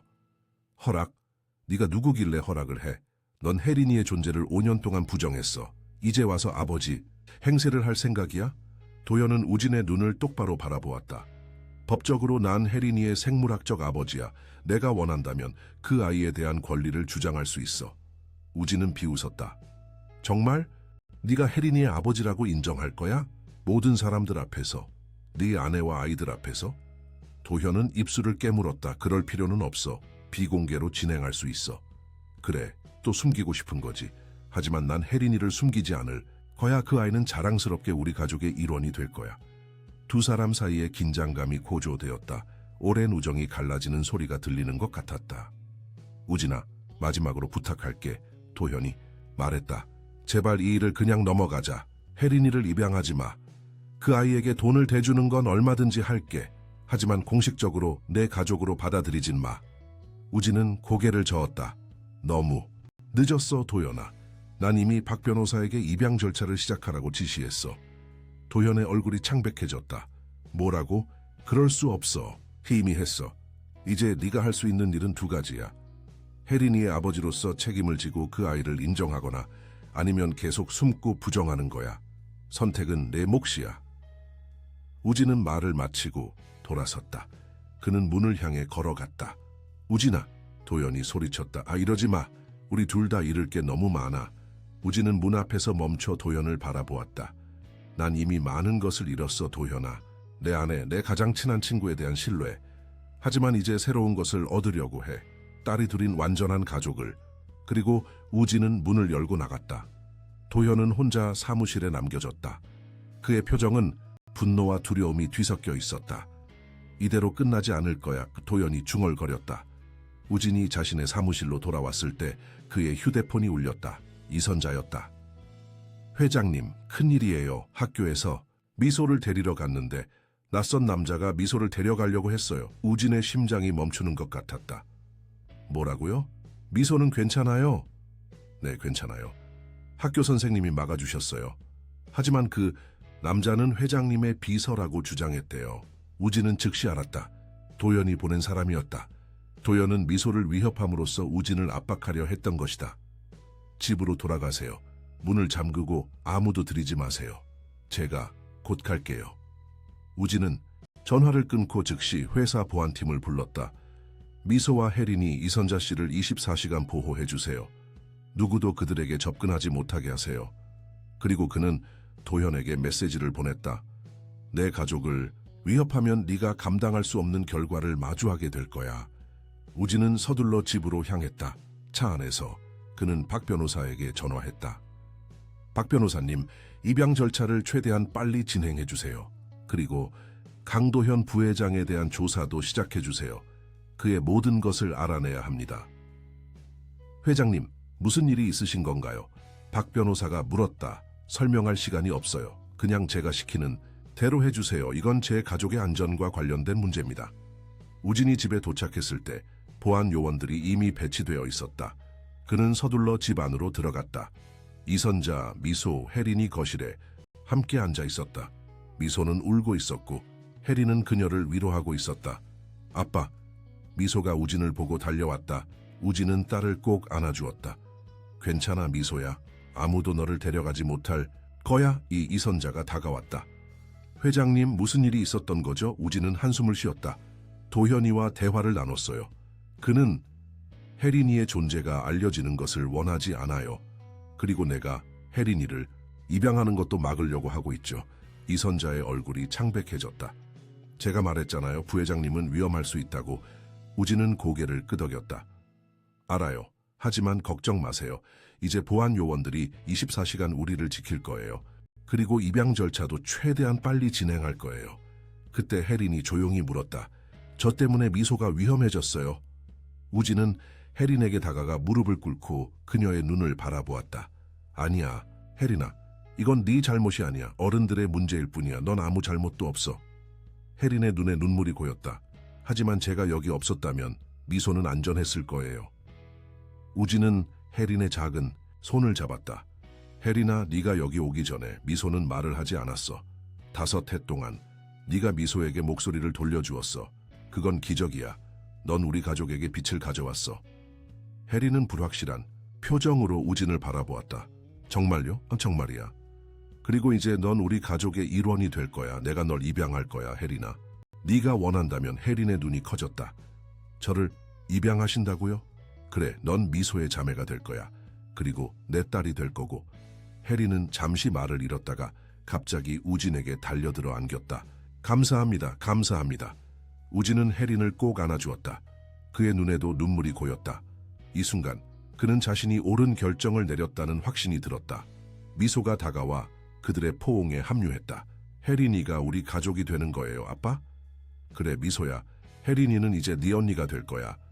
미소의 얼굴에 환한 미소가 피어났다. 언니, 내 언니. 이선자는 그 광경을 바라보며 눈물을 흘렸다. 5해 동안의 고통과 두려움 끝에 혜린이 마침내 진정한 가족을 찾게 된 것이다. 하지만 그들의 행복은 오래가지 않을지도 모른다. 창밖에서 검은 차 한 대가 집 앞에 멈춰섰다. 강도현이 내렸다. 그의 표정은 결연했다. 이제 진짜 전쟁이 시작될 것이다. 우진은 창밖을 바라보았다. 도현이 집 앞에 도착한 것을 확인하자 그의 표정이 굳어졌다. 이선자 씨, 아이들을 2층으로 데려가 주세요. 제가 도현을 처리하겠습니다. 이선자는 걱정스러운 표정으로 고개를 끄덕였다. 조심하세요, 회장님. 부회장님은 예측할 수 없는 사람이에요. 우진은 이선자를 안심시키듯 미소를 지었지만 그의 눈에는 결연한 의지가 담겨 있었다. 걱정 마세요. 이제 도현이 더 이상 내 가족을 위협하지 못하게 할 겁니다. 이선자가 미소와 혜린을 데리고 계단을 올라가는 동안 초인종이 울렸다. 우진은 심호흡을 한 후 문을 향해 걸어갔다. 문을 열자 도현이 서 있었다. 그의 얼굴은 분노와 불안이 뒤섞인 표정이었다. 들어와. 우진이 말했다. 도현은 말없이 안으로 들어왔다. 그는 주변을 둘러보며 보안 요원들을 확인했다. 경비를 세웠군. 네가 내 딸을 위협한 후에는 당연한 조치지. 도현은 눈을 가늘게 떴다. 내가 미소를 위협했다고? 말도 안 되는 소리야. 학교에 사람을 보내 미소를 데려가려 했잖아. 도현은 고개를 저었다. 난 그런 적 없어. 무슨 말인지 모르겠군. 우진은 도현의 눈을 똑바로 바라보았다. 그는 친구의 말을 믿어야 할지 의문이 들었다. 도현은 거짓말을 하고 있을까? 아니면 정말 그의 소행이 아닐까? 그럼 왜 여기 온 거야? 우진이 물었다. 도현은 한숨을 쉬었다. 우진아, 우리 좀 진정하고 이성적으로 대화해보자. 우리는 20년 지기 친구야. 사업 파트너고 이런 일로 모든 걸 망치고 싶지 않아. 우진은 팔짱을 끼고 서 있었다. 말해봐. 혜린이, 그 아이에 대해 생각해봤어. 네가 말한 대로 그 아이는 무고해. 내가 책임을 져야 해. 우진은 의아해했다. 갑자기 왜 마음이 바뀐 거야? 내 말이 맞았어. 내가 비겁했어. 내 아이를 외면했고 그 결과 혜린이와 이선자가 고통받았지. 이제 내가 그들을 도울 거야. 우진은 도현의 갑작스러운 변화를 의심스럽게 바라보았다. 어떻게? 내가 혜린이의 아버지임을 인정할게. 법적으로. 그리고 그 아이가 필요한 모든 것을 제공할 거야. 학비, 생활비, 미래를 위한 신탁기금까지. 하지만 도현은 잠시 머뭇거렸다. 하지만 그 아이가 내 집에 살긴 어려워. 내 아내와 다른 아이들이 이해하지 못할 거야. 우진은 비웃었다. 그래서 또 혜린이를 버리겠다는 거야? 아니, 혜린이와 이선자가 좋은 집에서 살 수 있도록 할 거야. 내가 모든 비용을 부담할게. 그들이 원하는 곳 어디든. 하지만 네 집은 안 돼. 우진의 눈이 커졌다. 뭐라고? 우진아, 생각해봐. 네가 혜린이를 입양하면 모든 일이 공개될 거야. 서연과 나의 관계, 혜린이의 출생 비밀, 그건 너에게도 미소에게도 좋지 않아. 미소는 이미 혜린이를 자매로 받아들였어. 그리고 난 혜린이를 내 딸로 사랑할 준비가 되어 있어. 도현은 안절부절 못하는 모습이었다. 하지만 언론이, 다른 사람들이 뭐라고 생각하든 상관없어. 내게 중요한 건 아이들의 행복뿐이야. 도현은 마지막 수단을 꺼내 들었다. 우진아, 제발 한 번만 더 생각해봐. 이 일이 공개되면 SK글로벌에도 타격이 갈 거야. 주가가 떨어지고 투자자들이 불안해할 거야. 우리가 함께 일군 회사가 위험해질 수 있어. 우진은 단호하게 대답했다. 그런 일은 없을 거야. 사람들은 이해할 거야. 한 무고한 소녀를 돕는 일을 누가 비난하겠어. 하지만 그만해, 도현아. 내 결정은 바뀌지 않아. 난 혜린이를 입양할 거고 그녀는 내 가족이 될 거야. 네가 그 아이의 생물학적 아버지라는 사실을 인정하고 싶다면 그렇게 해. 하지만 그것이 내 결정을 바꾸진 못해. 도현의 표정이 변했다. 이제 그의 눈에는 차가운 결의가 담겨 있었다. 알았어. 네가 그렇게 나오겠다면 나도 할 수 있는 일이 있어. 무슨 뜻이야? 난 혜린이의 생물학적 아버지야. 법적으로 나에게는 그 아이에 대한 권리가 있어. 내가 원한다면 혜린이의 양육권을 주장할 수 있지. 우진은 충격을 받았다. 뭐, 네가 지금까지 혜린이를 버렸는데 갑자기 아버지 행세를 하겠다고? 난 혜린이를 버린 적 없어. 단지 거리를 두었을 뿐이야. 하지만 이제 그 아이를 위해 최선을 다할 거야. 우진은 도현의 말을 믿을 수 없었다. 넌 정말 혜린이의 행복을 위한다고 생각해? 아니면 그저 네 자신을 보호하기 위해 이러는 거야? 도현은 대답하지 않았다. 그저 우진을 차갑게 바라볼 뿐이었다. 가봐, 도현아. 우진이 말했다. 우리 우정은 여기서 끝이야. 이제 넌 내 적이야. 도현은 천천히 고개를 끄덕였다. 그래, 우진아. 이제 우린 적이야. 그는 문을 향해 걸어갔다가 돌아보며 말했다. 법정에서 보자. 도현이 떠난 후 우진은 소파에 무너지듯 앉았다. 그의 머릿속은 혼란스러웠다. 20년 지기 친구와의 우정이 이렇게 끝나다니. 하지만 더 중요한 것은 혜린이의 미래였다. 도현이 정말로 법적 양육권을 주장한다면 상황은 매우 복잡해질 것이다. 이선자가 조용히 계단을 내려왔다. 갔나요? 우진은 고개를 끄덕였다. 네, 갔어요. 하지만 이제 법적 싸움이 시작될 것 같아요. 이선자는 우진 옆에 앉았다. 무슨 말을 했나요? 혜린이의 양육권을 주장하겠다고 했어요. 생물학적 아버지로서의 권리를 행사하겠다고요. 이선자의 얼굴이 창백해졌다. 안 돼요.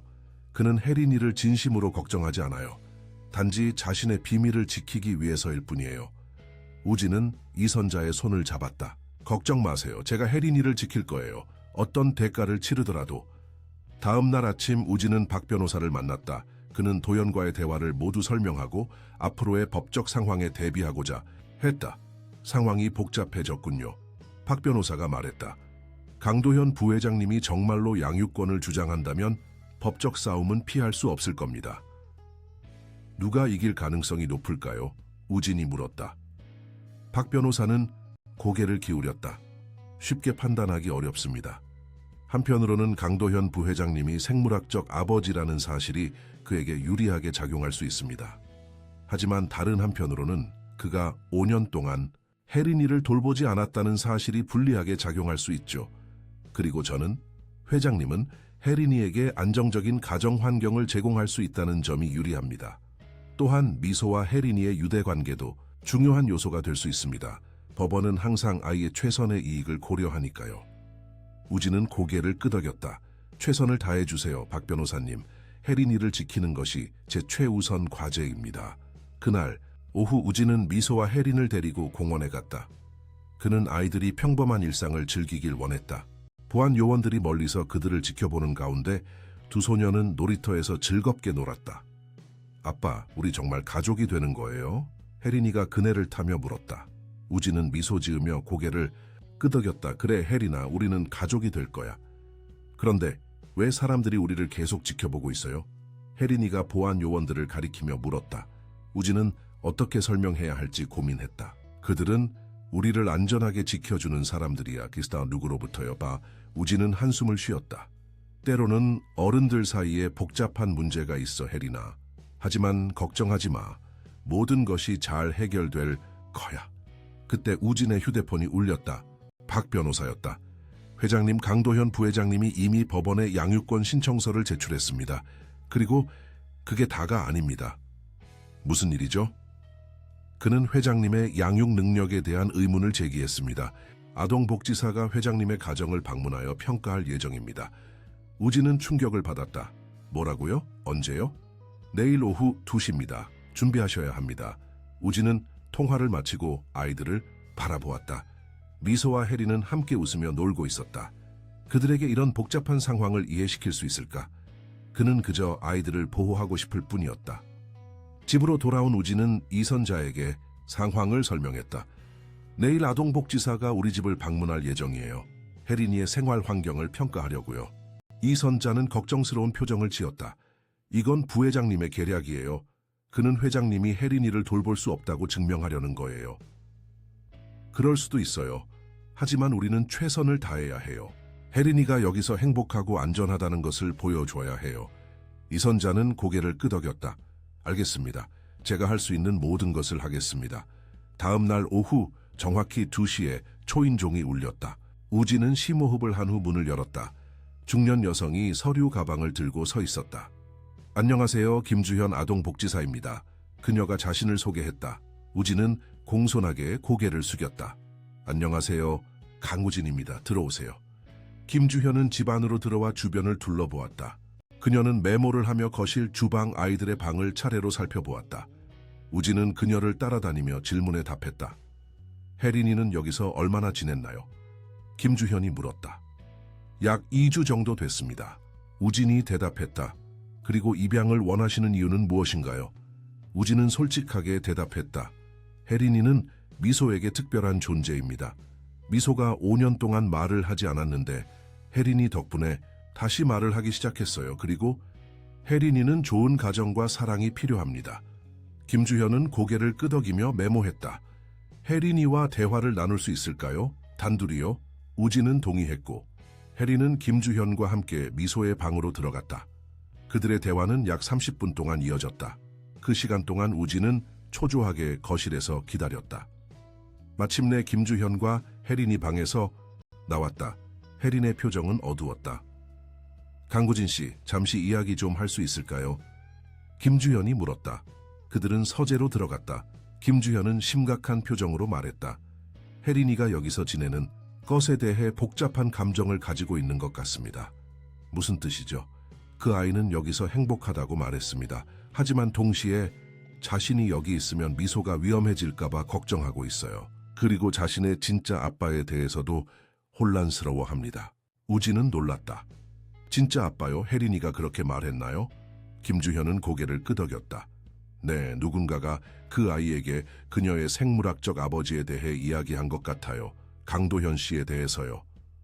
우진은 분노가 치밀어 올랐다. 도현이 혜린에게 접근했단 말인가? 언제 혜린이가 강도현을 만났죠? 그건 말씀드리지 않았습니다만 혜린이가 강도현 씨를 자신의 아버지라고 인식하고 있는 것 같아요. 그리고 그가 자신을 데려가고 싶어 한다는 것도 알고 있고요.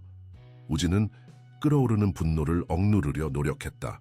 김주현 씨, 혜린이는 5년 동안 강도현에게 버림받았습니다. 그는 이제 와서 갑자기 아버지 행세를 하려고 하는 거예요. 단지 자신의 비밀이 드러나는 것을 막기 위해서죠. 김주현은 중립적인 태도를 유지했다. 저는 판단하는 위치가 아닙니다, 강구진 씨. 저는 단지 혜린이의 복지를 위한 최선의 환경을 평가할 뿐입니다. 그리고 그 최선의 환경이 어디라고 생각하시나요? 김주현은 잠시 생각했다. 아직 결론을 내리기 전입니다. 하지만 한 가지 확실한 것은 혜린이가 현재 매우 혼란스러워하고 있다는 점입니다. 그 아이에게는 안정이 필요해요. 우진은 고개를 끄덕였다. 제가 혜린이에게 안정과 사랑을 줄 수 있습니다. 약속드립니다. 김주현은 일어섰다. 보고서를 작성해서 법원에 제출하겠습니다. 그리고 한 가지 충고를 드리자면 아이들에게 현재 상황에 대해 솔직하게 이야기해 주세요. 특히 혜린이에게요. 그 아이는 알 권리가 있습니다. 김주현이 떠난 후 우진은 혜린을 찾았다. 그녀는 미소와 함께 정원에 있었다. 두 소녀는 꽃을 보며 이야기하고 있었다. 혜린아, 잠시 이야기 좀 할 수 있을까? 우진이 물었다. 혜린은 고개를 끄덕였고 그들은 벤치에 앉았다. 혜린아, 강도현 아저씨를 만난 적이 있니? 우진이 조심스럽게 물었다. 혜린은 잠시 망설이다가 고개를 끄덕였다. 네, 어제 학교 앞에서요. 마태진. 우진은 충격을 받았다. 학교에? 어떻게? 저랑 미소가 하교할 때 차에서 내려서 우리에게 왔어요. 미소는 그 아저씨를 알아보고 인사했어요. 그런데 아저씨는 저한테만 말을 걸었어요. 무슨 말을 했니? 혜린은 불안한 표정으로 대답했다. 아저씨가 자기가 내 진짜 아빠라고 했어요. 그리고 곧 나를 데려갈 거라고요. 우진의 가슴이 분노로 타올랐다. 도현이 아이들에게 직접 접근하다니. 그것도 보안 요원들의 눈을 피해서. 혜린아, 강도현 아저씨가 또 다른 말도 했니? 혜린은 고개를 끄덕였다. 네, 아저씨가 말했어요. 내가 여기 있으면 미소가 위험해질 수 있다고요. 사람들이 미소를 나쁘게 볼 거라고. 우진은 혜린의 작은 손을 잡았다. 혜린아, 그건 사실이 아니야. 네가 여기 있는 것은 미소에게 좋은 일이야. 미소가 다시 웃고 말하게 된 건 모두 너 덕분이야. 하지만 아저씨가 말했어요. 내가 여기 있으면 모두가 불행해질 거라고. 우진은 혜린을 꼭 안아주었다. 혜린아, 강도현 아저씨의 말은 믿지 마. 그는 단지 자신의 문제를 해결하려고 그런 말을 하는 거야. 혜린은 우진의 품에 안겨 울기 시작했다. 저는 어떻게 해야 해요? 저는 누구 편을 들어야 하는 거죠? 우진은 혜린의 등을 쓰다듬으며 위로했다. 혜린아, 이건 편을 드는 문제가 아니야. 중요한 건 네가 어디서 행복하고 안전하게 지낼 수 있느냐는 거야. 그리고 난 네가 여기서 미소와 함께 우리 가족의 일원으로 지내길 바라. 정말요? 정말이야. 난 널 내 딸로 사랑할 거야, 혜린아. 약속할게. 혜린은 우진을 바라보았다. 그녀의 눈에는 여전히 두려움이 있었지만 이제 희망도 함께 빛나고 있었다. 그날 밤 우진은 박 변호사에게 전화를 걸었다. 박 변호사님, 강도현이 아이들에게 접근했어요. 학교 앞에서요. 이건 법적으로 문제가 되지 않나요? 현재로서는 법적 금지 명령이 없기 때문에 강도현 부회장님이 혜린이에게 접근하는 것을 막을 방법이 없습니다. 하지만 이 사실은 법정에서 그의 의도를 의심하게 만들 수 있어요. 그리고 아동복지사의 방문은 어떻게 됐죠? 아직 보고서가 제출되지 않았습니다. 하지만 준비해야 할 것이 있습니다. 첫 번째 법정 심리가 다음 주 월요일로 예정되어 있습니다. 우진은 한숨을 쉬었다. 이렇게 빨리요? 네, 강도현 부회장님이 신속한 처리를 요청했습니다. 그리고 그가 혜린이의 임시 양육권을 신청했습니다. 우진은 충격을 받았다. 뭐라고요? 임시 양육권이요? 네, 법원이 최종 결정을 내리기 전까지 혜린이를 자신의 집으로 데려가고 싶어 하는 것 같습니다. 우진은 주먹을 꽉 쥐었다. 절대 안 돼요. 혜린이는 이미 충분히 혼란스러워하고 있어요. 지금 또 다른 환경으로 옮기면 더 큰 상처를 입을 거예요. 최선을 다하겠습니다, 회장님. 하지만 준비하셔야 합니다. 이 싸움은 쉽지 않을 거예요. 통화를 마친 우진은 침대에 앉아 생각에 잠겼다. 도현은 왜 이렇게까지 하는 걸까? 정말로 혜린이를 자신의 딸로 인정하고 키우고 싶은 걸까? 아니면 단지 자신의 비밀을 지키기 위한 것일까? 우진은 서랍에서 서연의 일기장을 꺼냈다. 그는 다시 한번 아내의 글을 읽었다. 서연의 고뇌, 혼란 그리고 죄책감이 글자 사이에서 느껴졌다. 그녀는 도현과의 관계를 후회했고 혜린이를 버리는 것도 원치 않았다. 그저 최선의 해결책을 찾고 있었을 뿐이다. 서연아, 내가 혜린이를 지킬게. 약속할게. 우진이 속삭였다. 다음 날 아침 우진은 출근 준비를 하고 있었다. 오늘은 중요한 회의가 있었고 그는 최대한 정상적인 일상을 유지하려고 노력했다. 그때 정한여가 급히 그의 방으로 들어왔다. 회장님, 큰일입니다. 요새 무슨 일이죠? 이선자 씨가 사라졌어요. 우진은 깜짝 놀랐다. 뭐라고요? 어떻게 된 거죠? 아침에 그녀의 방을 확인했는데 비어 있었어요. 짐도 없고 메모 하나만 남겨져 있었습니다. 우진은 정한여가 건넨 메모를 받아들었다. 간단한 메시지였다. 회장님, 죄송합니다. 잠시 자리를 비워야 할 일이 생겼습니다. 혜린이를 잘 부탁드립니다. 곧 돌아오겠습니다. 이선자. 우진은 혼란스러웠다. 이선자가 왜 갑자기 사라진 걸까? 그리고 지금 이 중요한 시기에 혜린이는 알고 있나요? 우진이 물었다. 정한여는 고개를 저었다. 아직 아이들은 자고 있어요. 우진은 한숨을 쉬었다. 제가 혜린이에게 설명할게요. 정 씨는 아이들이 일어나면 아침 식사를 준비해 주세요. 정한여가 나간 후 우진은 즉시 박 변호사에게 전화를 걸었다. 박 변호사님, 이선자 씨가 사라졌어요. 뭐라고요? 언제요? 아마 밤중에요. 메모만 남기고 갔어요. 이게 법적으로 문제가 될까요? 박 변호사는 한숨을 쉬었다. 좋지 않은 소식이네요. 이선자 씨는 혜린이의 보호자였고 그녀의 증언은 우리 측에 매우 중요했습니다. 그녀가 없는 상황에서 법원은 혜린이의 안정성에 의문을 제기할 수 있어요. 어떻게 해야 하죠? 일단 이선자 씨를 찾아야 합니다. 그리고 그녀가 왜 떠났는지 알아내야 해요. 혹시 강도현 부회장님이 그녀를 협박했거나 회유했을 가능성도 있습니다. 우진은 걱정스러운 표정을 지었다. 알겠습니다.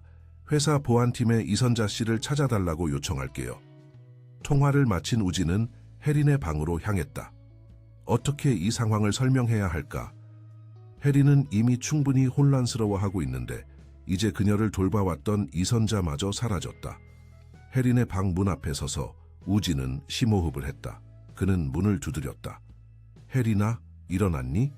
안에서 움직이는 소리가 들렸고 곧 혜린이 문을 열었다. 그녀는 이미 옷을 입고 있었다. 네, 일어났어요. 우진은 혜린의 방으로 들어와 침대 가장자리에 앉았다. 혜린아, 너에게 말해줘야 할 것이 있어. 혜린은 우진의 심각한 표정을 보고 긴장했다. 무슨 일이에요? 이선자 이모가 잠시 자리를 비웠어. 중요한 일이 생겼대. 혜린의 눈이 커졌다. 이모가 어디 갔어요? 언제 돌아와요? 우진은 어깨를 으쓱했다. 정확히는 모르겠어. 하지만 메모를 남겼어. 곧 돌아오겠다고. 혜린의 눈에 눈물이 고였다. 이모가 저를 두고 갔어요? 우진은 혜린을 안아주었다. 아니야, 혜린아. 이모는 너를 사랑해. 분명 정말 중요한 일이 있었을 거야. 곧 돌아올 거야. 하지만 혜린은 울음을 터뜨렸다. 이모도 저를 버렸어요. 모두 다 저를 버려요. 우진은 혜린을 꼭 안아주었다. 혜린아, 그렇지 않아. 난 절대 너를 버리지 않을 거야. 약속할게. 혜린은 계속 울었다. 우진은 그녀를 진정시키려고 노력했지만 소녀의 상처는 너무 깊었다. 그녀는 이미 너무 많은 거부와 상실을 경험했다. 미소가 방으로 들어왔다. 왜 울어? 혜린이? 혜린은 대답하지 않았다. 미소는 혜린에게 다가가 함께 안아주었다. 울지 마, 언니. 우리는 가족이야. 미소의 말에 혜린의 울음이 조금 잦아들었다. 우진은 딸의 따뜻한 마음씨에 감동했다. 미소는 혜린을 진정으로 자매로 받아들이고 있었다. 혜린아, 너는 이제 우리 가족이야. 난 널 지킬 거고 미소도 항상 네 곁에 있을 거야. 우리 함께 이 어려운 시간을 이겨내자. 혜린은 눈물을 닦으며 고개를 끄덕였다. 그녀의 눈에는 여전히 슬픔이 있었지만 이제 결단력도 함께 보였다. 저는 여기 있고 싶어요. 미소와 함께, 아빠와 함께. 우진은 혜린이 자신을 아빠라고 부른 것에 가슴이 따뜻해졌다. 그래, 혜린아. 우리는 함께 있을 거야. 어떤 일이 있어도. 하지만 우진의 마음 한구석에서는 불안감이 자라고 있었다. 이선자의 갑작스러운 실종, 다가오는 법정 심리, 도현의 계략, 그들 앞에는 여전히 많은 장애물이 놓여 있었다. 그리고 가장 중요한 것은 혜린의 행복과 안전이었다. 그날 밤 우진은 혜린과 미소를 재운 후 서재에서 일을 하고 있었다. 갑자기 휴대폰이 울렸다. 발신자 표시가 없었다. 여보세요? 우진이 대답했다. 회장님, 저예요. 이선자입니다. 낮은 목소리가 들렸다. 우진은 안도의 한숨을 내쉬었다. 이선자 씨, 어디 계세요? 다들 걱정했어요. 죄송합니다, 회장님. 하지만 꼭 해야 할 일이 있었어요. 그리고 중요한 것을 찾았습니다. 무엇을요? 이선자의 목소리가 떨렸다. 증거요. 강도현 부회장님이 서연 사모님을 어떻게 조종했는지, 혜린이를 어떻게 버렸는지에 대한 증거를요. 우진의 심장이 빠르게 뛰기 시작했다. 어떤 증거요? 직접 보여드릴게요. 내일 저녁 회장님 사무실로 가겠습니다. 그때 모든 것을 설명해 드리겠습니다. 이선자 씨, 지금 안전한가요? 잠시 침묵이 흐른 후 이선자가 대답했다. 네, 안전합니다. 하지만 조심해야 해요. 강도현 부회장님은 위험한 사람이에요. 전화가 끊어졌다. 우진은 창밖을 바라보았다. 서울의 밤하늘은 구름으로 가려 있었다. 폭풍이 다가오는 것 같았다. 그리고 그 폭풍의 중심에 그와 그의 가족이 있었다. 다음 날 우진은 하루 종일 이선자의 방문을 기다렸다. 그녀가 가져온다는 증거가 무엇인지, 그리고 그것이 어떻게 혜린이를 지키는 데 도움이 될지 궁금했다. 하지만 동시에 도현과의 대결을 준비해야 했다. 법정 심리가 며칠 앞으로 다가온 상황에서 그는 모든 준비를 마쳐야 했다. 오후 6시 사무실에서 일을 마무리하고 있을 때 비서가 문을 두드렸다.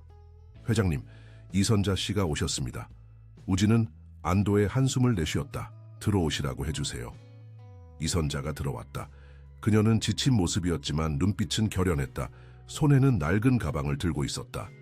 앉으세요, 이선자 씨. 우진이 소파를 가리키며 말했다. 이선자는 소파에 앉아 가방을 열었다. 회장님, 지난 이틀 동안 저는 과거로 돌아갔습니다. 서연 사모님과 함께 지냈던 시간, 혜린이가 태어났을 때의 상황, 그리고 강도현 부회장님과의 모든 만남을 다시 떠올렸어요. 무엇을 찾으셨나요? 이선자는 가방에서 오래된 녹음기를 꺼냈다. 사모님이 저에게 준 것입니다. 만약 무슨 일이 생기면 이걸 듣고 필요하다면 사용하라고 하셨죠. 우진은 놀랐다. 서연이 녹음기를 줬다고요? 무슨 내용이 들어있나요? 사모님과 부회장님의 대화입니다. 혜린이에 관한, 그리고 부회장님이 어떻게 사모님을 협박했는지에 대한 내용이요. 우진은 녹음기를 바라보았다. 들어봐도 될까요? 이선자는 고개를 끄덕이고 재생 버튼을 눌렀다. 오래된 녹음기에서 지직거리는 소리가 나왔고 이어서 서연의 목소리가 들렸다. 도현아, 제발 그만해. 난 더 이상 못 견디겠어. 도현의 목소리가 이어졌다. 서연아, 선택은 네가 해야 해. 아이를 없애든지 아니면 멀리 보내든지.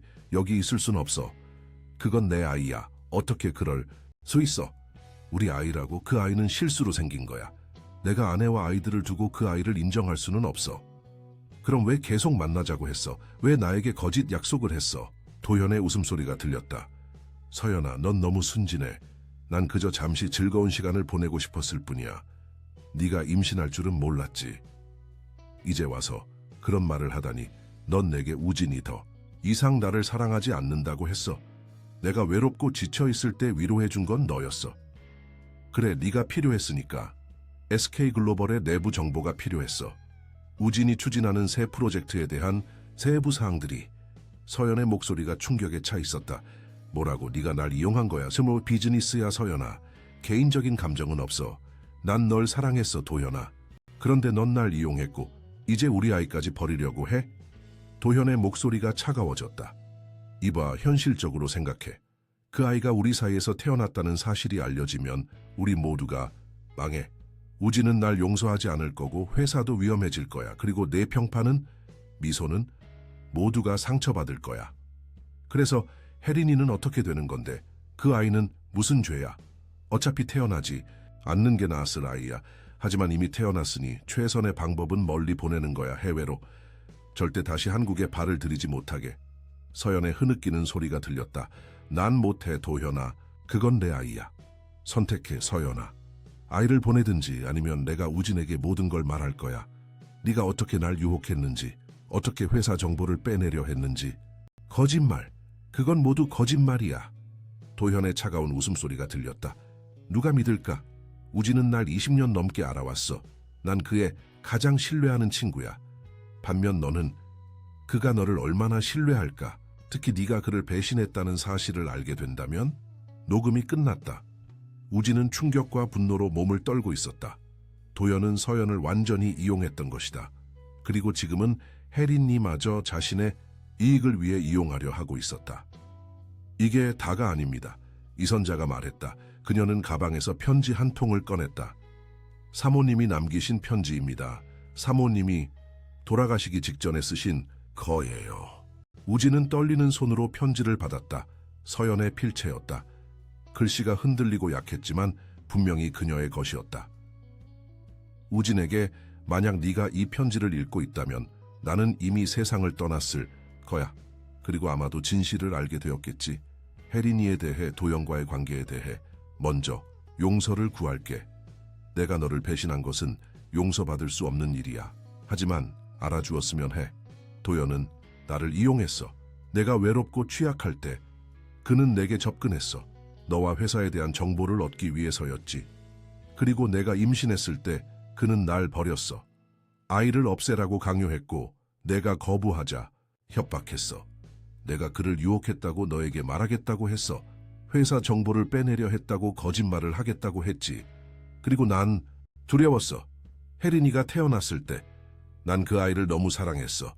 하지만 도연은 계속해서 압력을 넣었어. 결국 난 타협했어. 혜린이를 이선자에게 맡기고 비밀리에 만나기로 했지.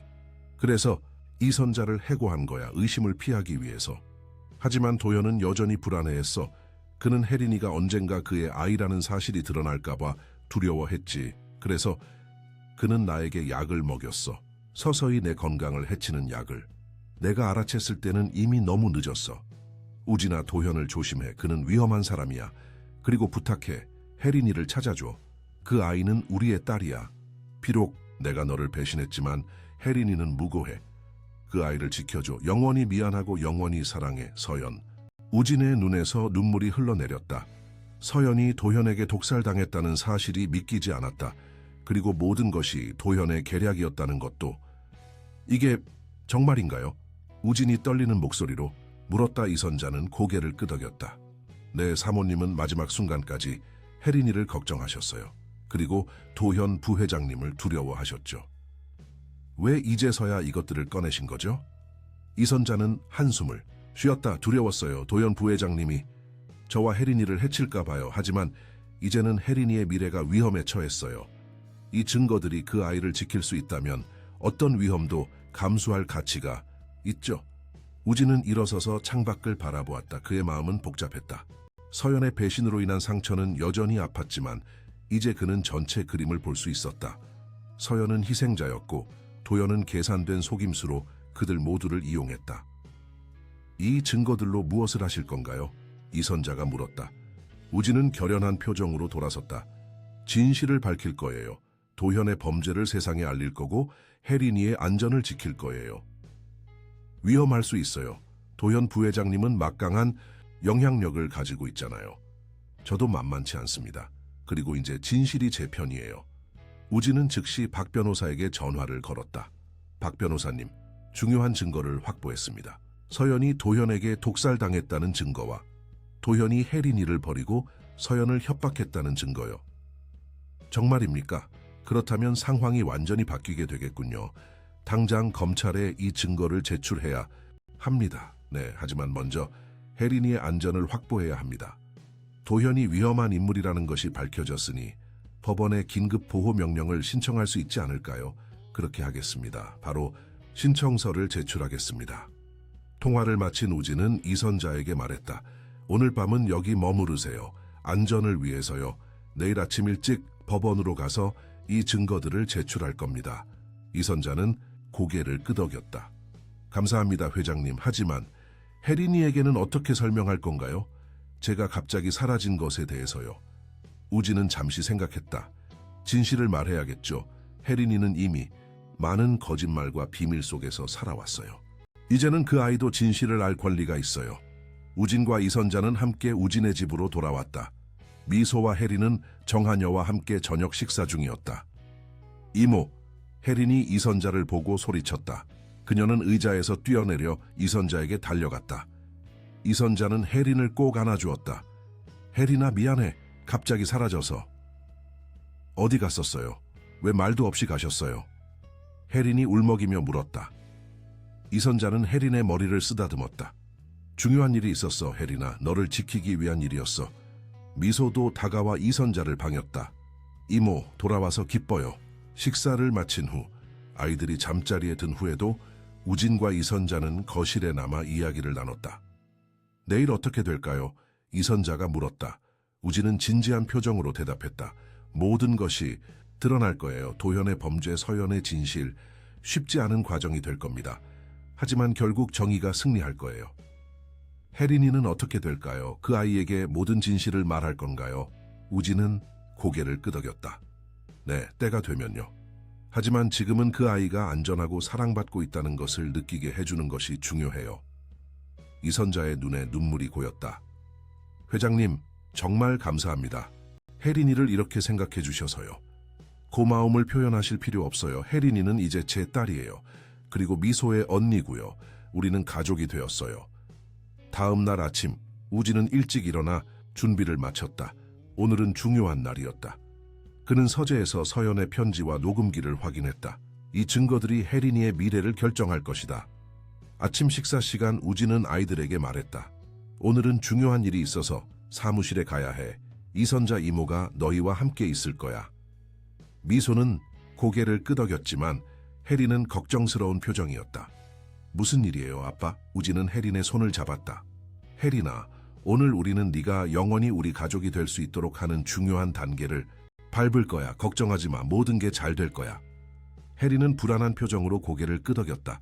우진이 출발하려는 순간 초인종이 울렸다. 정한여가 문을 열었고 곧 놀란 표정으로 돌아왔다. 회장님, 경찰이 오셨습니다. 우진은 의아해했다. 경찰이요? 현관으로 가자 2명의 경찰관이 서 있었다. 강구진 씨이신가요? 우진은 고개를 끄덕였다. 네, 제가 강구진입니다. 무슨 일이신가요? 이선자 씨를 찾고 있습니다. 여기 계신가요? 우진은 더욱 혼란스러워졌다. 네, 안에 계십니다만 무슨 일로? 그때 경찰관들 뒤에서 도현이 나타났다. 그의 얼굴에는 승리의 미소가 어려 있었다. 우진아, 유감이야. 하지만 이선자는 체포되어야 해. 무슨 소리야? 도현은 차갑게 웃었다. 이선자는 사기꾼이야. 그녀는 수년 동안 여러 사람들을 속여왔어. 그리고 지금은 혜린이를 이용해 너를 속이고 있지. 우진은 분노했다. 말도 안 되는 소리야. 이선자 씨는 혜린이를 5년 동안 돌봐왔어. 그래? 그럼 그녀에게 진짜 이름이 뭔지 물어봐. 이선자가 아니라 박지현이야. 그녀는 전문 사기꾼이고 이미 여러 건의 사기 전과가 있어. 우진은 믿을 수 없었다. 이것은 도현의 또 다른 계략일까? 아니면 정말 이선자가 사기꾼인 걸까? 그때 이선자가 현관으로 나왔다. 그녀는 경찰과 도현을 보고 얼굴이 창백해졌다. 이선자 씨, 아니 박지현 씨, 당신은 사기 혐의로 체포됩니다. 경찰관이 말했다. 이선자는 우진을 바라보았다. 그녀의 눈에는 두려움과 절박함이 가득했다. 회장님, 제 말을 들어주세요. 이건 모두 거짓이에요. 강도현 부회장님이 꾸민 계략이에요. 우진은 혼란스러웠다. 누구의 말을 믿어야 할까? 도현이 이선자의 평판을 망가뜨리기 위해 이런 계략을 꾸몄을까? 아니면 정말 이선자가 사기꾼일까? 경찰관들이 이선자에게 다가갔다. 박지현 씨, 저희와 함께 가셔야 합니다. 이선자는 필사적으로 우진을 바라보았다. 회장님, 제발 편지와 녹음기를 검찰에 전해주세요. 그것만이 혜린이를 지킬 수 있어요. 경찰관들이 이선자의 팔을 잡았다. 그녀는 저항하지 않았지만 계속해서 우진에게 말했다. 진실을 밝혀주세요. 혜린이를 지켜주세요. 이선자가 경찰에 의해 끌려나가는 동안 도현은 우진에게 다가왔다. 이제 알겠지? 넌 사기꾼에게 속고 있었어. 그녀가 주장하는 모든 것은 거짓이야. 우진은 도현을 노려보았다. 이게 다 내 계략이지? 도현은 어깨를 으쓱했다. 난 그저 진실을 밝힌 것뿐이야. 그리고 이제 혜린이는 나와 함께 가게 될 거야. 법원은 내일 임시 양육권을 결정할 거고 사기꾼의 증언은 인정되지 않을 테니. 우진은 분노로 몸을 떨었다. 하지만 그는 침착함을 유지해야 했다. 서연의 편지와 녹음기가 여전히 그의 서재에 있었다. 도연은 그것들의 존재를 모르고 있었다. 도연아, 네가 이겼다고 생각하나 보구나. 도연은 자신만만하게 웃었다. 이미 이긴 거야, 우진아. 네가 할 수 있는 건 아무것도 없어. 우진은 차분하게 대답했다. 그럴까? 내일 법정에서 보자, 도현아. 도현은 의심스러운 표정으로 우진을 바라보았지만 이내 자신감을 되찾았다. 그래, 내일 보자. 그리고 그는 떠났다. 우진은 서둘러 집 안으로 들어갔다. 혜린과 미소가 복도에 서 있었다. 그들은 모든 것을 지켜보고 있었다. 아빠, 이모가 어디 갔어요? 혜린이 떨리는 목소리로 물었다. 우진은 아이들에게 다가가 무릎을 꿇고 그들의 눈높이에 맞춰 말했다. 혜린아, 미소야, 걱정하지 마. 이모는 곧 돌아올 거야. 지금은 좀 복잡한 상황이지만 모든 것이 잘 해결될 거야. 혜린의 눈에 눈물이 고였다. 정말요? 이모가 정말 돌아와요? 그래, 약속할게. 그리고 우리는 계속 함께 가족으로 지낼 거야. 우진은 아이들을 안아주었지만 그의 마음은 무거웠다. 이선자는 정말 사기꾼일까? 아니면 도현의 계략에 희생된 것일까? 그리고 내일의 법정 심리에서는 어떤 일이 벌어질까? 우진은 한 가지 확실한 것을 알고 있었다. 그는 혜린을 지켜야 했다. 어떤 희생을 치르더라도 그 아이를 도연의 소나기에서 구해야 했다. 서연의 편지와 녹음기가 그의 유일한 희망이었다. 하지만 도연은 이미 한 발 앞서 있었다. 이선자의 신뢰성을 파괴함으로써 그는 그녀의 증언뿐만 아니라 그녀가 제공한 증거의 신뢰성까지 의심받게 만들었다. 우진은 서재로 가서 서연의 편지를 다시 읽었다. 이것이 진짜일까? 아니면 이선자가 조작한 것일까? 그는 결단을 내려야 했다. 그리고 시간은 점점 줄어들고 있었다. 그날 밤 우진은 오랜 시간 동안 깨어 있었다. 그는 모든 가능성을 고려하고 있었다. 만약 이선자가 정말 사기꾼이라면 그녀가 제공한 증거는 모두 거짓일 수 있다. 하지만 그의 직감은 다른 말을 하고 있었다. 도현의 행동, 그의 필사적인 시도들, 그는 무언가를 숨기고 있었다. 우진은 결정을 내렸다. 그는 서연의 편지와 녹음기를 검찰에 제출할 것이다. 진실이 무엇이든 그것은 밝혀져야 했다. 그리고 그는 혜린이 자신의 딸이 되도록 끝까지 싸울 것이다. 법정, 심리 당일 서울가정법원은 긴장감으로 가득 차 있었다. 우진은 박 변호사와 함께 법정에 도착했다. 도현은 이미 그곳에 있었고 그의 법률팀도 완전히 준비된 모습이었다. 두 사람의 시선이 마주쳤을 때 도현은 자신만만한 미소를 지었다. 준비됐나, 우진아? 도현이 물었다. 우진은 차갑게 대답했다. 물론이지. 재판이 시작되었다. 첫 번째로 도현 측 변호사가 발언했다. 그는 도현이 혜린의 생물학적 아버지이며 혜린을 양육할 법적 권리가 있다고 주장했다. 그리고 우진이 혜린을 입양하려는 시도는 부적절하다고 주장했다. 간구진 씨는 자신의 아내가 바람을 피웠다는 사실에 대한 분노 때문에 혜린을 입양하려는 것입니다. 이는 아이의 최선의 이익을 위한 것이 아닙니다. 게다가 그는 사기꾼인 박지현, 일명 이선자의 거짓 주장에 속아 넘어갔습니다. 도현 측 변호사는 이선자의 체포 사실과 그녀의 전과 기록을 증거로 제시했다.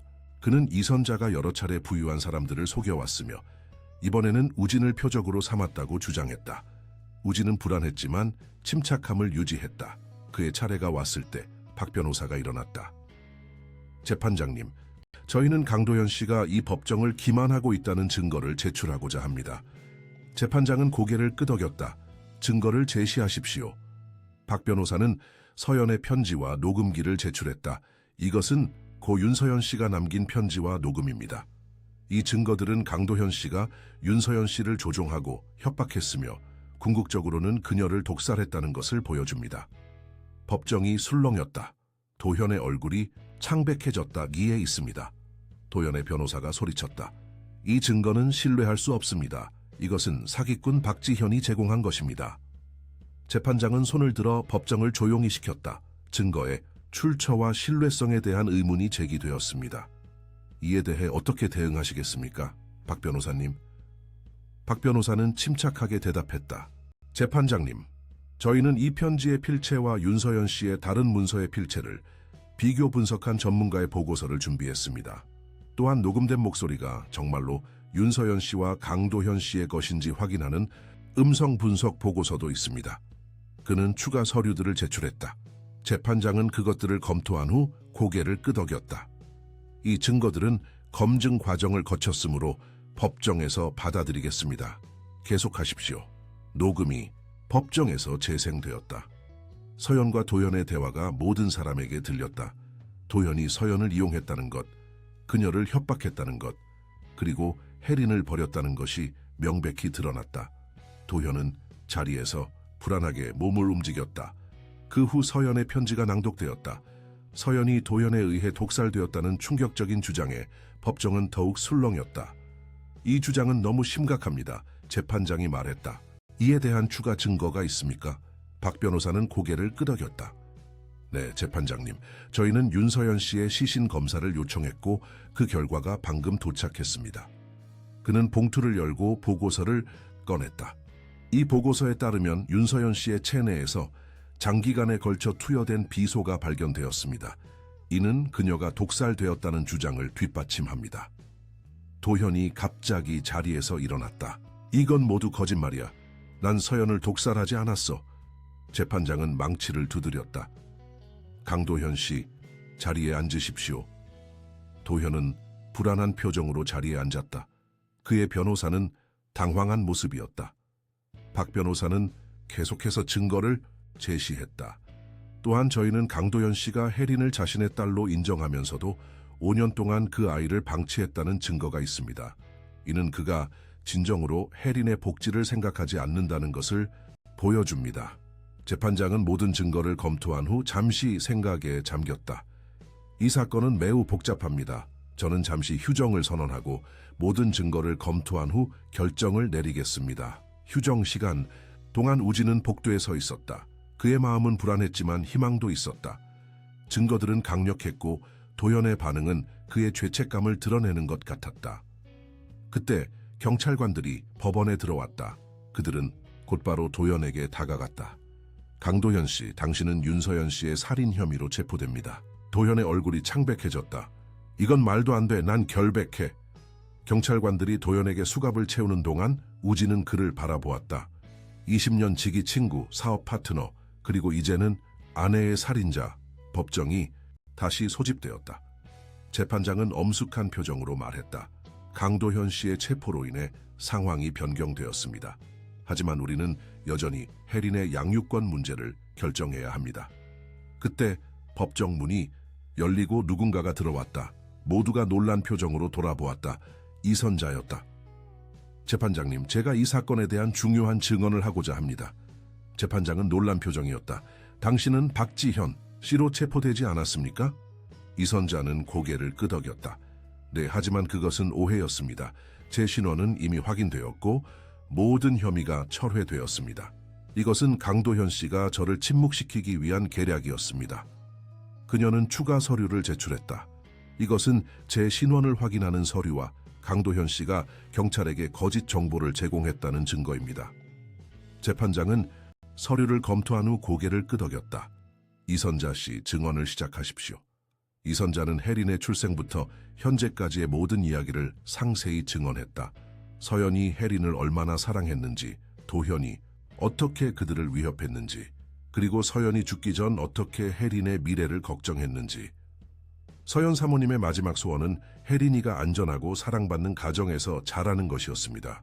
그리고 간구진 회장님은 그 소원을 이루어줄 수 있는 유일한 사람입니다. 증언이 끝난 후 재판장은 다시 한번 모든 증거를 검토했다. 그리고 마침내 그는 결정을 내렸다. 이 사건의 모든 증거와 증언을 검토한 결과 본 법원은 혜린의 양육권을 간구진 씨에게 부여하기로 결정합니다. 강우진 씨의 입양 신청은 승인되었습니다. 우진의 눈에 눈물이 고였다. 그는 혜린을 법적으로 자신의 딸로 맞이하게 된 것이다.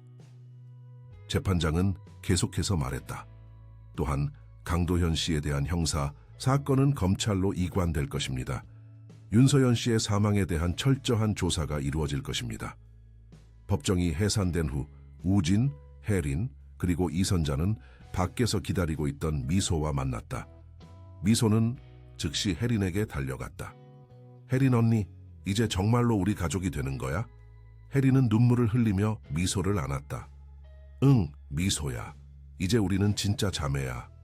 우진은 두 소녀를 바라보며 미소 지었다. 그들은 이제 공식적으로 그의 딸들이었다. 서연의 마지막 소원이 이루어진 것이다. 집으로 돌아가는 길, 우진은 창밖을 바라보았다. 서울의 하늘은 맑았고 햇살이 밝게 빛나고 있었다. 마치 새로운 시작을 축복하는 것 같았다. 이제 어떻게 되는 거죠? 이선자가 조용히 물었다. 우진은 미소 지었다. 이제 우리는 새로운 삶을 시작해요. 혜린이와 미소는 자매로 함께 자랄 거고 우리는 가족이 될 거예요. 저는요? 이선자가 불안한 표정으로 물었다. 우진은 그녀를 진지하게 바라보았다. 이선자 씨는 혜린이에게 중요한 사람이에요. 그리고 이제는 우리 가족에게도요. 원하신다면 계속 우리와 함께 지내셔도 돼요. 혜린이의 법적 어머니로서요. 이선자의 눈에 눈물이 고였다. 정말로요? 네, 혜린이는 당신을 필요로 해요.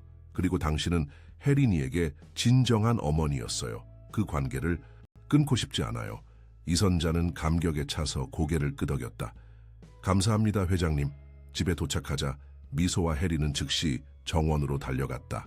그들은 웃고 떠들며 놀기 시작했다. 우진은 그들을 지켜보며 평화로움을 느꼈다. 아름다운 광경이네요. 이선자가 우진 옆에 서서 말했다. 우진은 고개를 끄덕였다. 네, 정말 그래요. 서연 사모님이 보셨다면 기뻐하셨을 거예요. 우진은 하늘을 올려다보았다. 어딘가에서 서연이 그들을 지켜보고 있을지도 모른다는 생각이 들었다. 그랬을 거예요. 몇 주 후 우진의 집은 완전히 다른 곳이 되었다. 웃음소리와 생기로 가득 차 있었다. 미소는 완전히 말문이 트였고 혜린은 학교에 다니기 시작했다. 두 소녀는 때려야 뗄 수 없는 사이가 되었다. 도현은 재판을 기다리며 구치소에 있었다. 서연의 살인 혐의로 기소되었고 그에 대한 증거는 강력했다. 그의 회사 지분은 동결되었고 그의 가족은 스캔들에 휩싸였다. 어느 저녁 우진은 서재에서 일을 마치고 아이들의 방을 들여다보았다.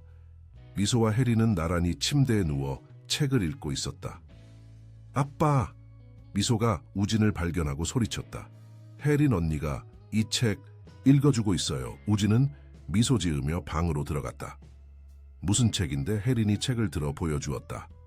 공주님 이야기예요. 제가 좋아하는 거예요.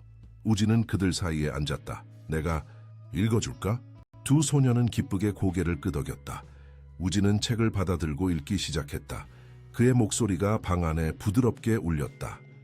이야기가 끝나고 미소는 이미 잠들어 있었다.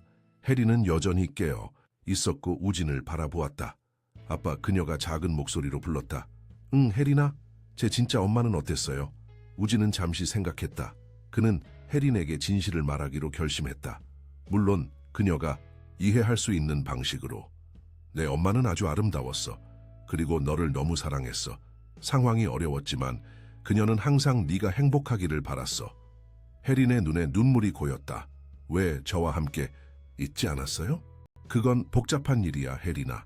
하지만 중요한 건 네 엄마가 너를 사랑했다는 거야. 그리고 지금 그녀는 하늘에서 너를 지켜보고 있을 거야. 혜린은 고개를 끄덕였다. 그럼 이제 미소가 제 여동생이고 아빠가 제 아빠예요. 그리고 이모는 제 두 번째 엄마고요. 우진은 미소 지으며 혜린의 머리를 쓰다듬었다. 그래, 우리는 가족이야. 그리고 항상 함께 있을 거야. 혜린은 안심한 듯 눈을 감았다. 좋아요 아빠, 사랑해요입니다. 나도 사랑해 혜린아. 혜린이 잠든 후 우진은 조용히 방을 나왔다. 복도에서 이선자를 만났다. 아이들이 잠들었나요? 그녀가 물었다. 우진은 고개를 끄덕였다. 네, 방금 잠들었어요. 이선자는 미소 지었다. 행복해 보이네요, 회장님. 우진도 미소를 지었다. 네, 정말 행복해요. 그리고 이제 회장님이라고 부르지 않으셔도 돼요. 우진이라고 불러주세요. 우리는 이제 가족이니까요. 이선자는 깜짝 놀란 표정이었다가 따뜻하게 미소 지었다. 네, 우진 씨. 그들은 함께 거실로 향했다. 창밖으로 별이 빛나는 서울의 밤하늘이 보였다. 우진은 이 모든 것이 어떻게 시작되었는지 생각했다. 한 작은 소녀가 공원에서 그의 딸에게 다가갔던 그 순간부터. 참 신기한 일이죠. 우진이 말했다. 혜린이가 미소에게 다가가지 않았다면 우리는 지금 여기 없었을 거예요. 이선자는 고개를 끄덕였다. 운명이었나 봐요. 운명. 우진이 그 단어를 곱씹었다. 어쩌면 서연이 계획한 것일지도 모르겠어요. 그녀의 마지막 선물이. 이선자의 눈에 눈물이 고였다. 사모님은 항상 현명하셨어요. 우진은 창밖의 별을 바라보았다. 어쩌면 그 별들 중 하나가 서연일지도 모른다. 그녀는 이제 평화롭게 쉬고 있을 것이다. 그녀의 딸들은 안전하고 그녀의 마지막 소원은 이루어졌으니. 5년 후 우진의 가족은 더욱 강해졌다. 미소는 이제 13살이 되었고 혜리는 15살이 되었다. 두 소녀는 학교에서 우수한 성적을 거두었고 많은 친구들이 있었다. 우진은 회사를 계속 이끌었고 이선자는 공식적으로 혜린의 양어머니가 되었다. 그들은 함께 아이들을 키우며 서로를 지지했다. 도현은 서연의 살인 혐의로 유죄 판결을 받고 감옥에서 복역 중이었다. 그의 범죄는 세상에 알려졌고 그가 한때 가지고 있던 모든 권력과 명성은 사라졌다. 어느 주말 아침 가족은 함께 아침 식사를 하고 있었다. 혜린이 갑자기 물었다. 아빠, 오늘 공원에 갈 수 있을까요? 예전에 처음 만났던 그 공원요. 우진은 미소 지었다. 물론이지, 혜린아. 좋은 생각이야. 그들은 함께 삼성동의 공원으로 향했다. 5년 전 모든 것이 시작된 그곳으로. 공원은 여전히 아이들의 웃음소리로 가득 차 있었다. 혜린과 미소는 그네에 앉았다. 우진과 이선자는 벤치에 앉아 그들을 지켜보았다. 생각해보면 우진이 말했다. 모든 것이 정말 기적 같아요. 이선자는 미소 지었다. 네, 정말 그래요. 작은 만남이 우리 모두의 삶을 바꿔놓았죠. 우진은 하늘을 올려다 보았다. 햇살이 따뜻하게 그들을 비추고 있었다. 서연아, 고마워. 그가 마음속으로 말했다. 우리가 이렇게 행복할 수 있게 해줘서. 그리고 그는 다시 두 딸을 바라보았다. 그들은 웃으며 그네를 타고 있었다. 미소는 이제 완전히 말문이 트였고 혜리는 더 이상 버려진 아이가 아니었다. 그들은 가족이었다. 영원히. FIM.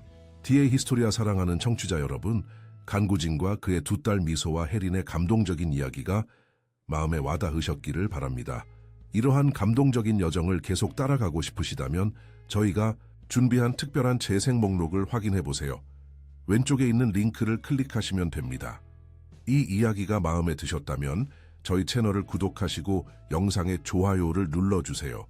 저희는 매일 삶의 복잡함을 탐구하는 독특한 이야기들을 가져옵니다. 다음 콘텐츠도 놓치지 마세요. 여러분의 생각과 감상을 댓글로 남겨주시기 바랍니다.